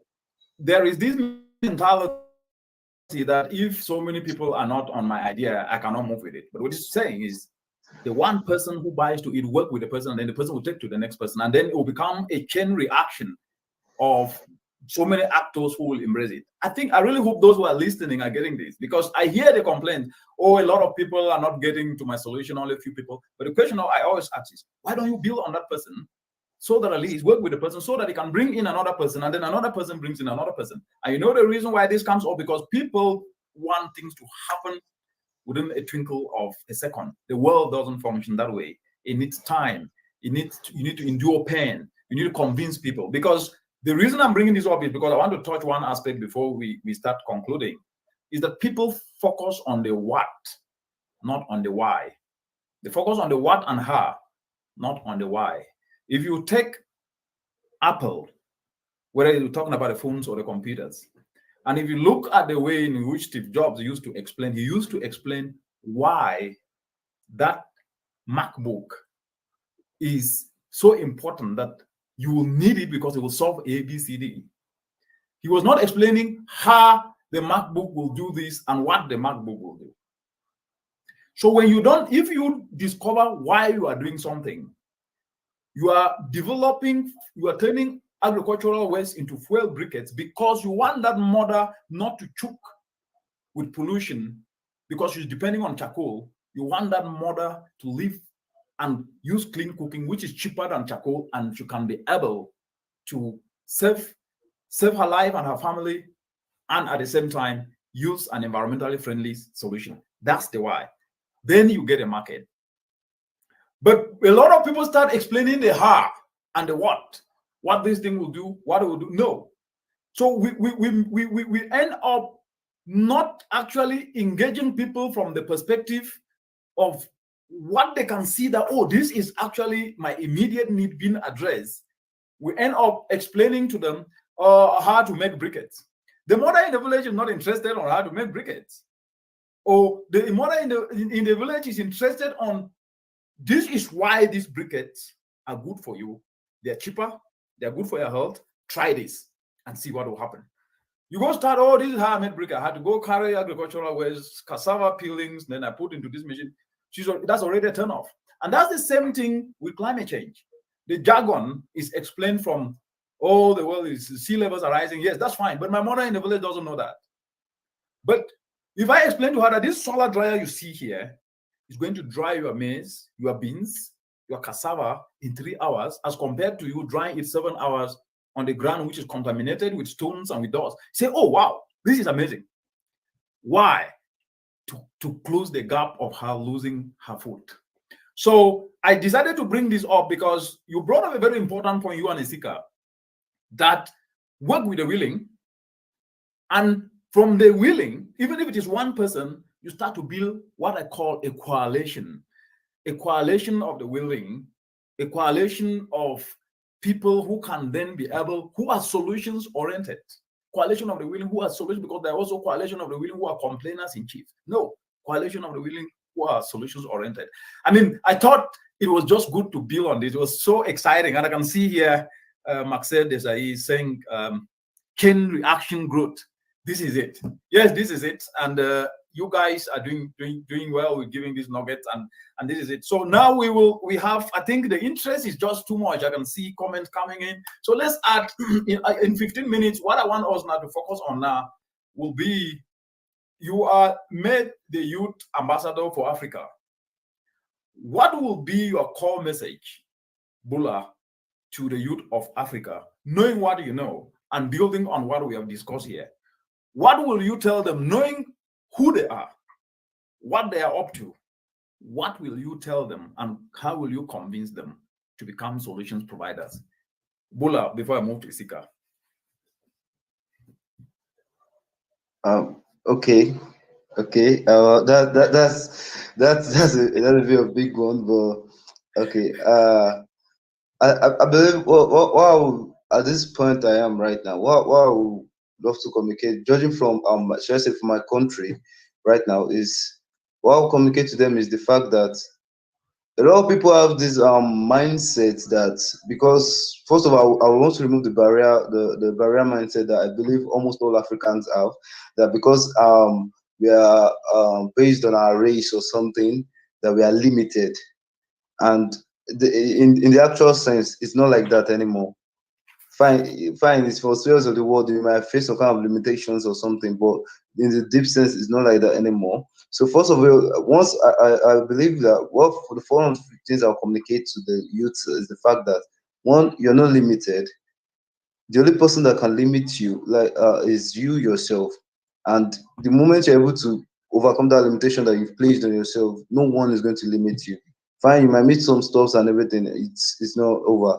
And coming from the word it's not over too, is the fact that you might have gone through a lot of experience, you might have gone through a lot of things. Like now, like in my country now, I remember that there are some people that I meet along the way, they'll be like, when is my country going to be good?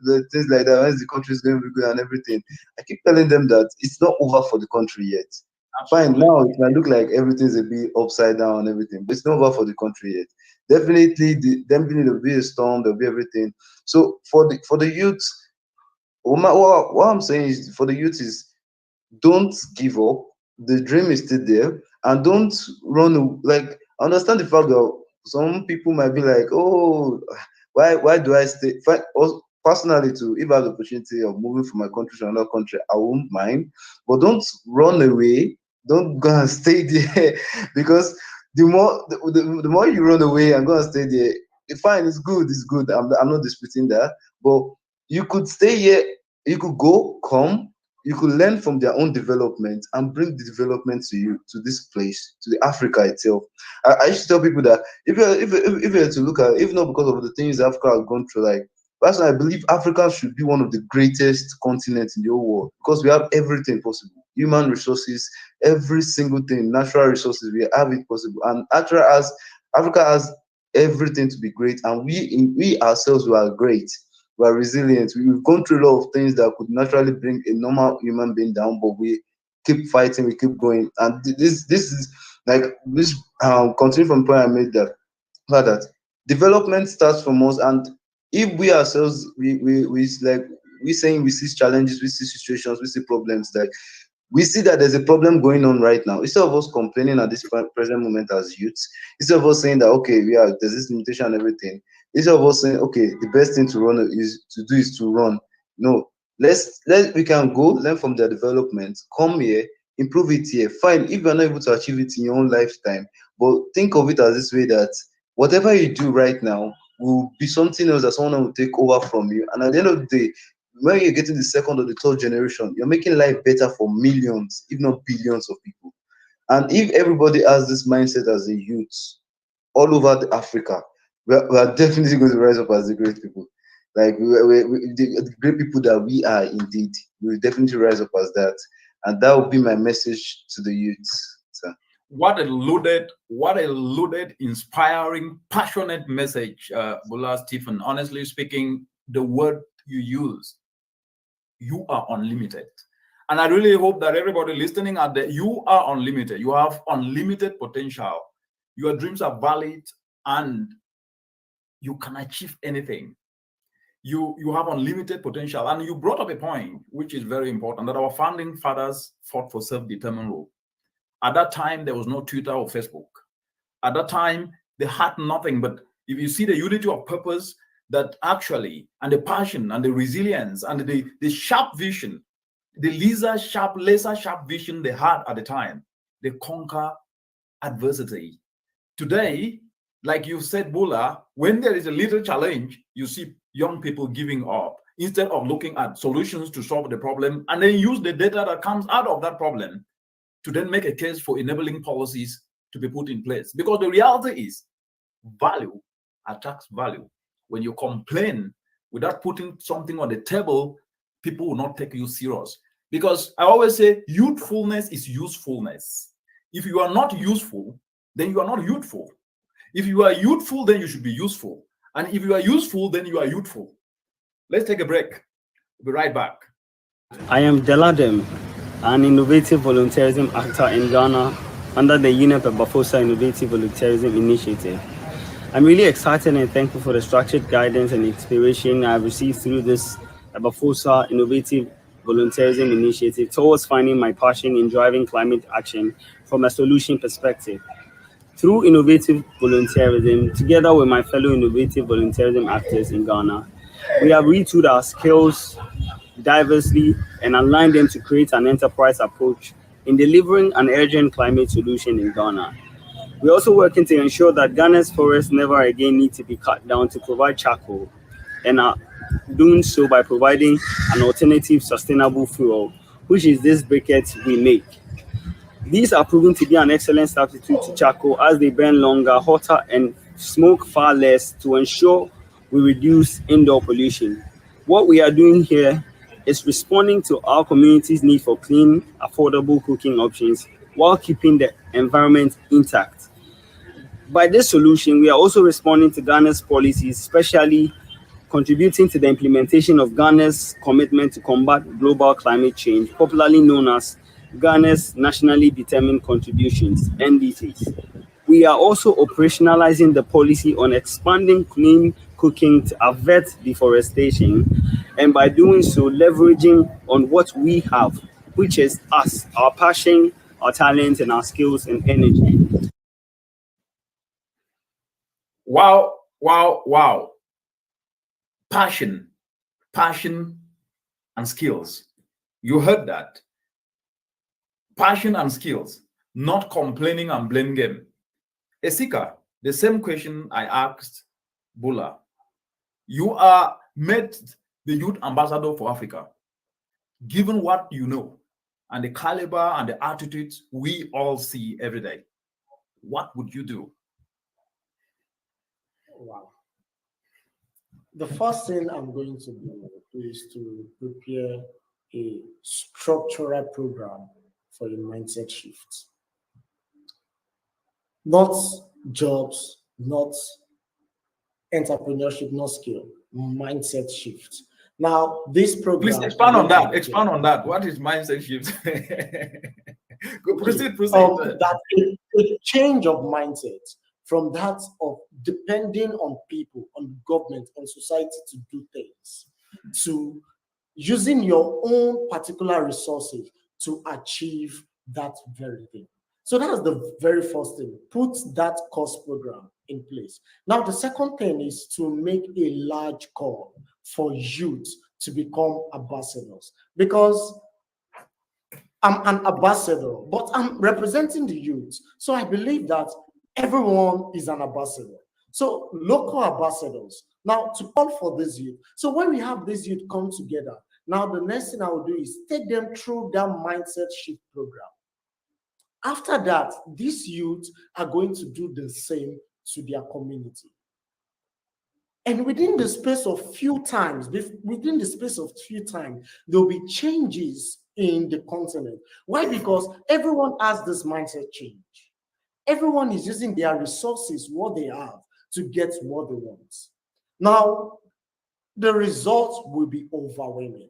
And this is just the exact thing I will do. And this is just to buttress all the points that have been said so far. So that mindset is everything. Now, because the mindset will tell you, you use your resources. What you have to get what you want. You use your resources. Your resources are first, either the cash which you have, either the smartphone which you have, either the network which you have. These are your resources. And this is what that we put in place. And if I can do this, because this is very realistic, and this won't take lots of resources. It just needs the cooperation of the press. It needs the cooperation of the influencers. It needs the cooperation of people to put this in place. Not money. It doesn't need money. So money isn't what will change Africa. No. Money, what will change Africa is everyone coming together in partnership to bring in and to produce the Africa we all want. So this is basically what we do. Doctor, you're muted, sir. Money is not what will change Africa. What will change Africa is each and every one of us bringing what we have, which is our skills, to turn challenges into opportunities. Wow, wow, wow. And you said that it's not about giving jobs to people. It's about a mindset shift.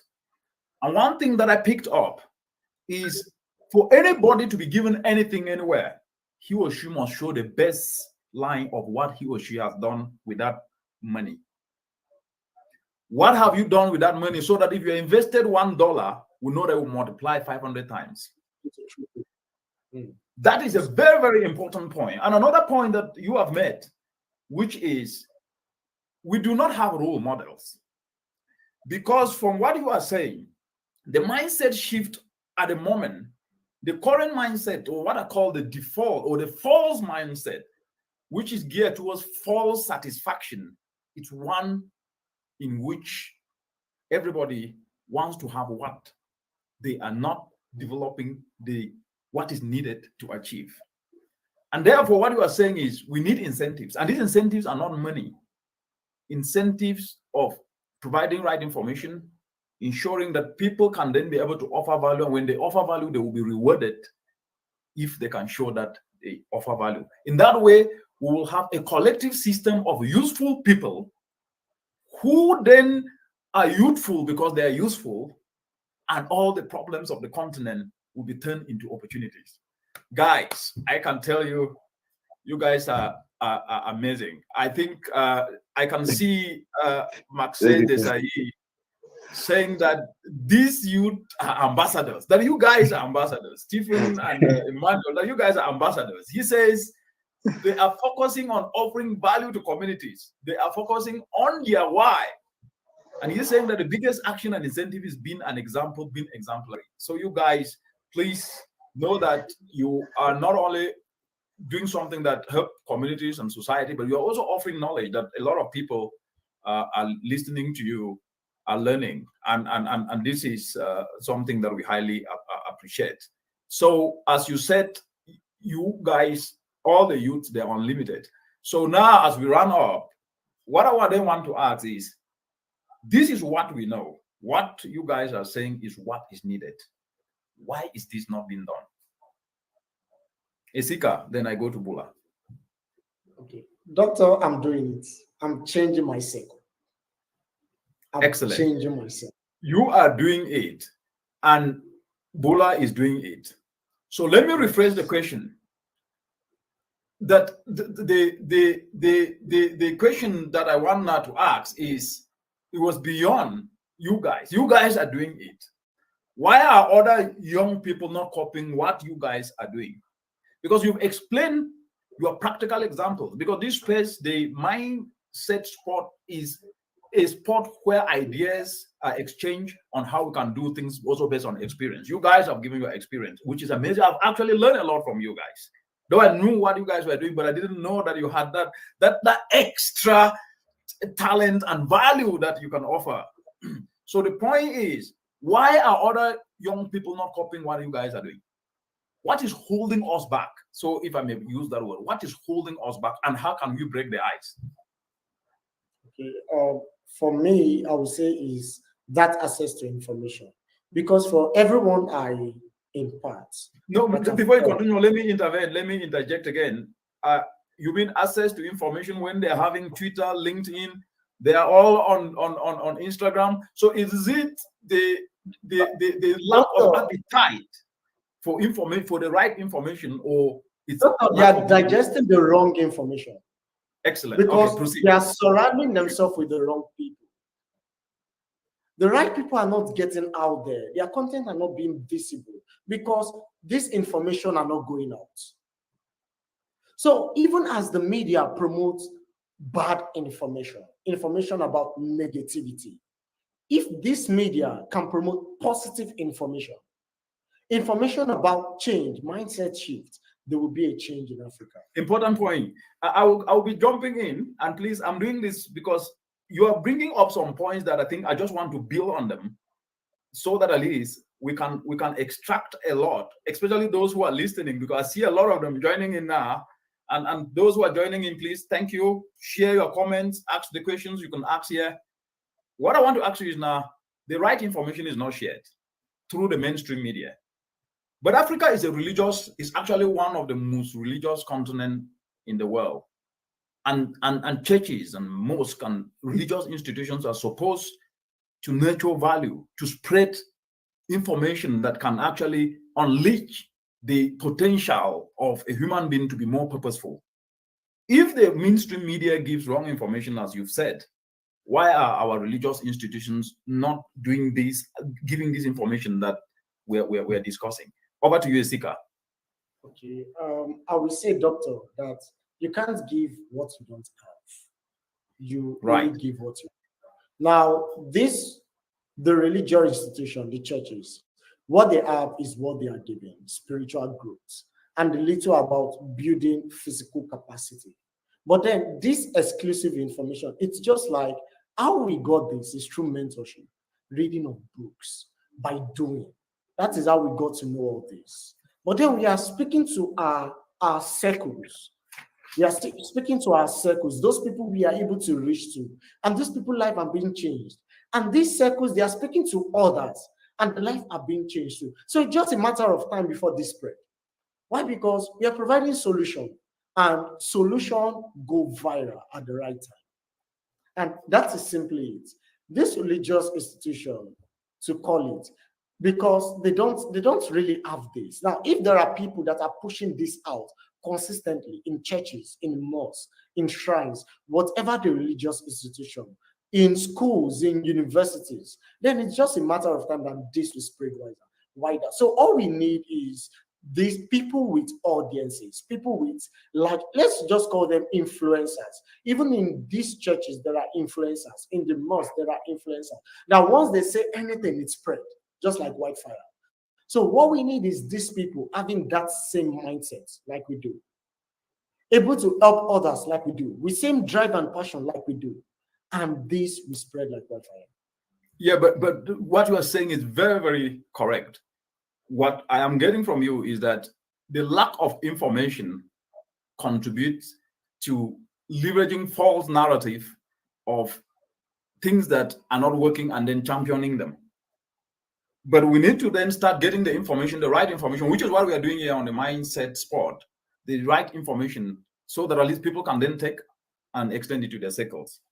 But what I want to focus on, I'm going to come to you, Stephen, is are you then saying that the influencers today do not influence with what is needed? And are they willing to get to listen to the right information so that at least they can influence positively? Okay, from what you are saying, because even the Bible said it, it said you judge a tree with fruits. Right. So we judge the influencers, the message that is being passed across by the results. And we all know the result is not good. By their fruits, we shall know them. Yes, by the fruits we shall know them. So definitely the right message is not being spread across. The message about positivity is not being spread across. The message about using your resources to create the change you need is not being spread across. The message about that you don't need to depend on the government, on people to come and solve your problem is not being spread across. The message that your destiny lies in your hand is not being spread across. Because God has given us everything. Yes, God has given us. And then it's in us to bring all this into reality. And these influencers, these people, the mentors people look up to, that are not positive, that are complaining, that are complainers, they are not spreading the right message. And that is basically what is happening. The message of positivity is not being spread. The message that what you seek is in you is not being spread. The message that when you do not apply effort, you cannot get what you want to get. It's not being spread. What is being spread is that you can get what you want without working because you are special. So can you then not say that miracles have not been explained in the right way that they're supposed to be explained? Yes, still a seeker. I'll get to you, Stephen. Okay, we can say that simply that is what is happening because we are the miracles. Salvation, we are the miracles because we are the representative. We are the one people can see. We are the one people can see. So it's not getting out there. So it's boiled down on us to go out there, use our resources to do what we can. We don't wait for the churches, even as I said. You go out there, your local churches, those around you, you fix programs, mindset shift programs, empowerment programs, climate action enablers programs, and you fix this, you collaborate with these people, the willing. Yes, because not everyone that will embrace this. You collaborate with the willing to bring this and push this out. And when you do this, it's you just do your best. You can't be a leader by becoming legendary, by changing everyone. You change those people you are able to change within the short time you have on earth. And that those people you change will be forever grateful. And that is really what counts. You know, when I listen to you two, now I'm going to go to Stephen. I mean, what I had always hoped to see is what I'm seeing in you guys. That the young people in a very continent where most of the time will become apathetic to the realities can start speaking truth to power. And this is what you guys are doing, telling the truth, not the false narrative we're used to. Thank you, guys. Stephen, why are these excellent elements that you guys are mentioning, why is positivity not being picked up? Or why is it not being spread? Let me just throw it from that perspective. Your thoughts? Okay, so, I've to understand, I feel like should I say positivity to understand is being spread, but it's not reaching the length that is expected to reach.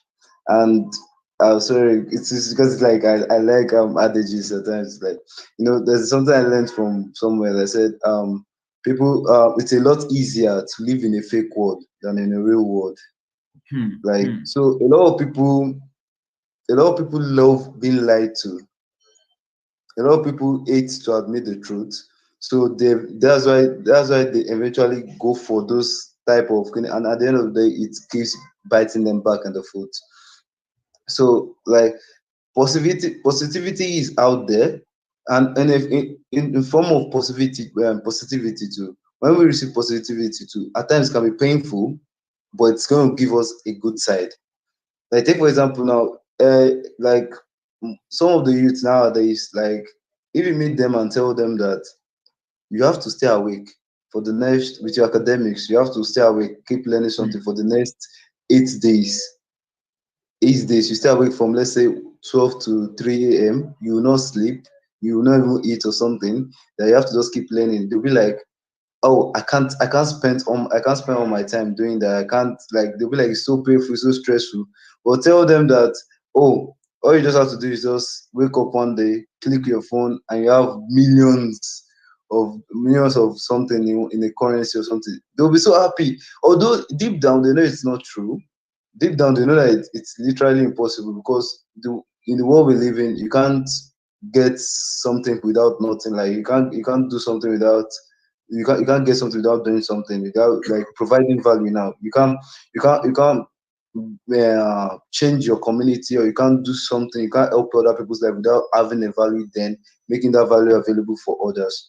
So that the positivity is being spread, but due to the fact that people are failing to accept it, or come to the reality or the harsh truth about these things and how it's like. Now, for example, we all can live a better life, but we all can live a better life. That's a possibility. But in order for us to achieve that better life, there's a process that we have to go through. We have to become, we have to change our mindsets. Our mindset needs to be changed. Our thought pattern, our actions, our behaviors has to change.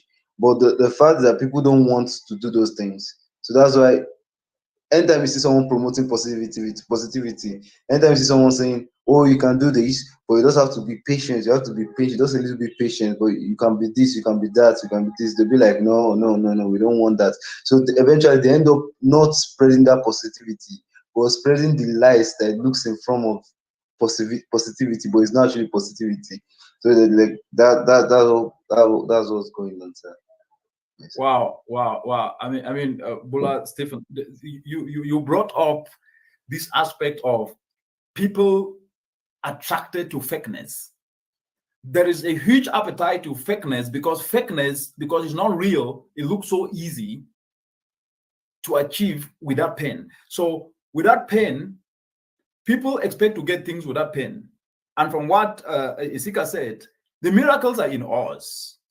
We have challenges, but we just need to apply some effort to then be able to develop a skill that can turn that challenge to an opportunity. But it needs time, as you said, Stephen. It needs effort. It needs a resilient mindset that you will fail. But when you fail, just reroute your steps, the direction, and continue to do what you can do.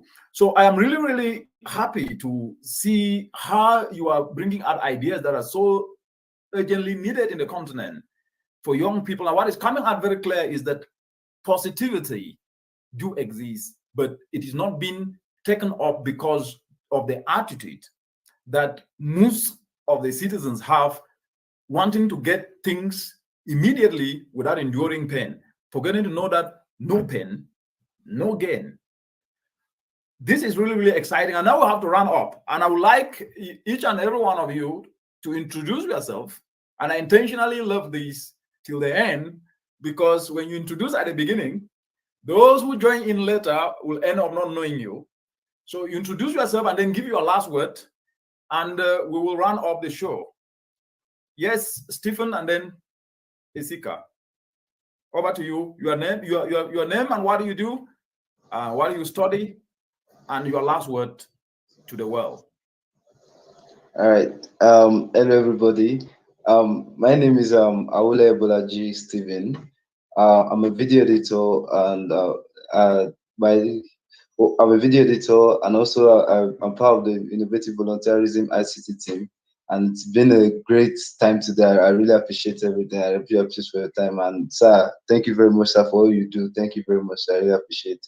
And Emmanuel, you're like the top and the best friend that God has ever given me. Thank you very much. I really appreciate it.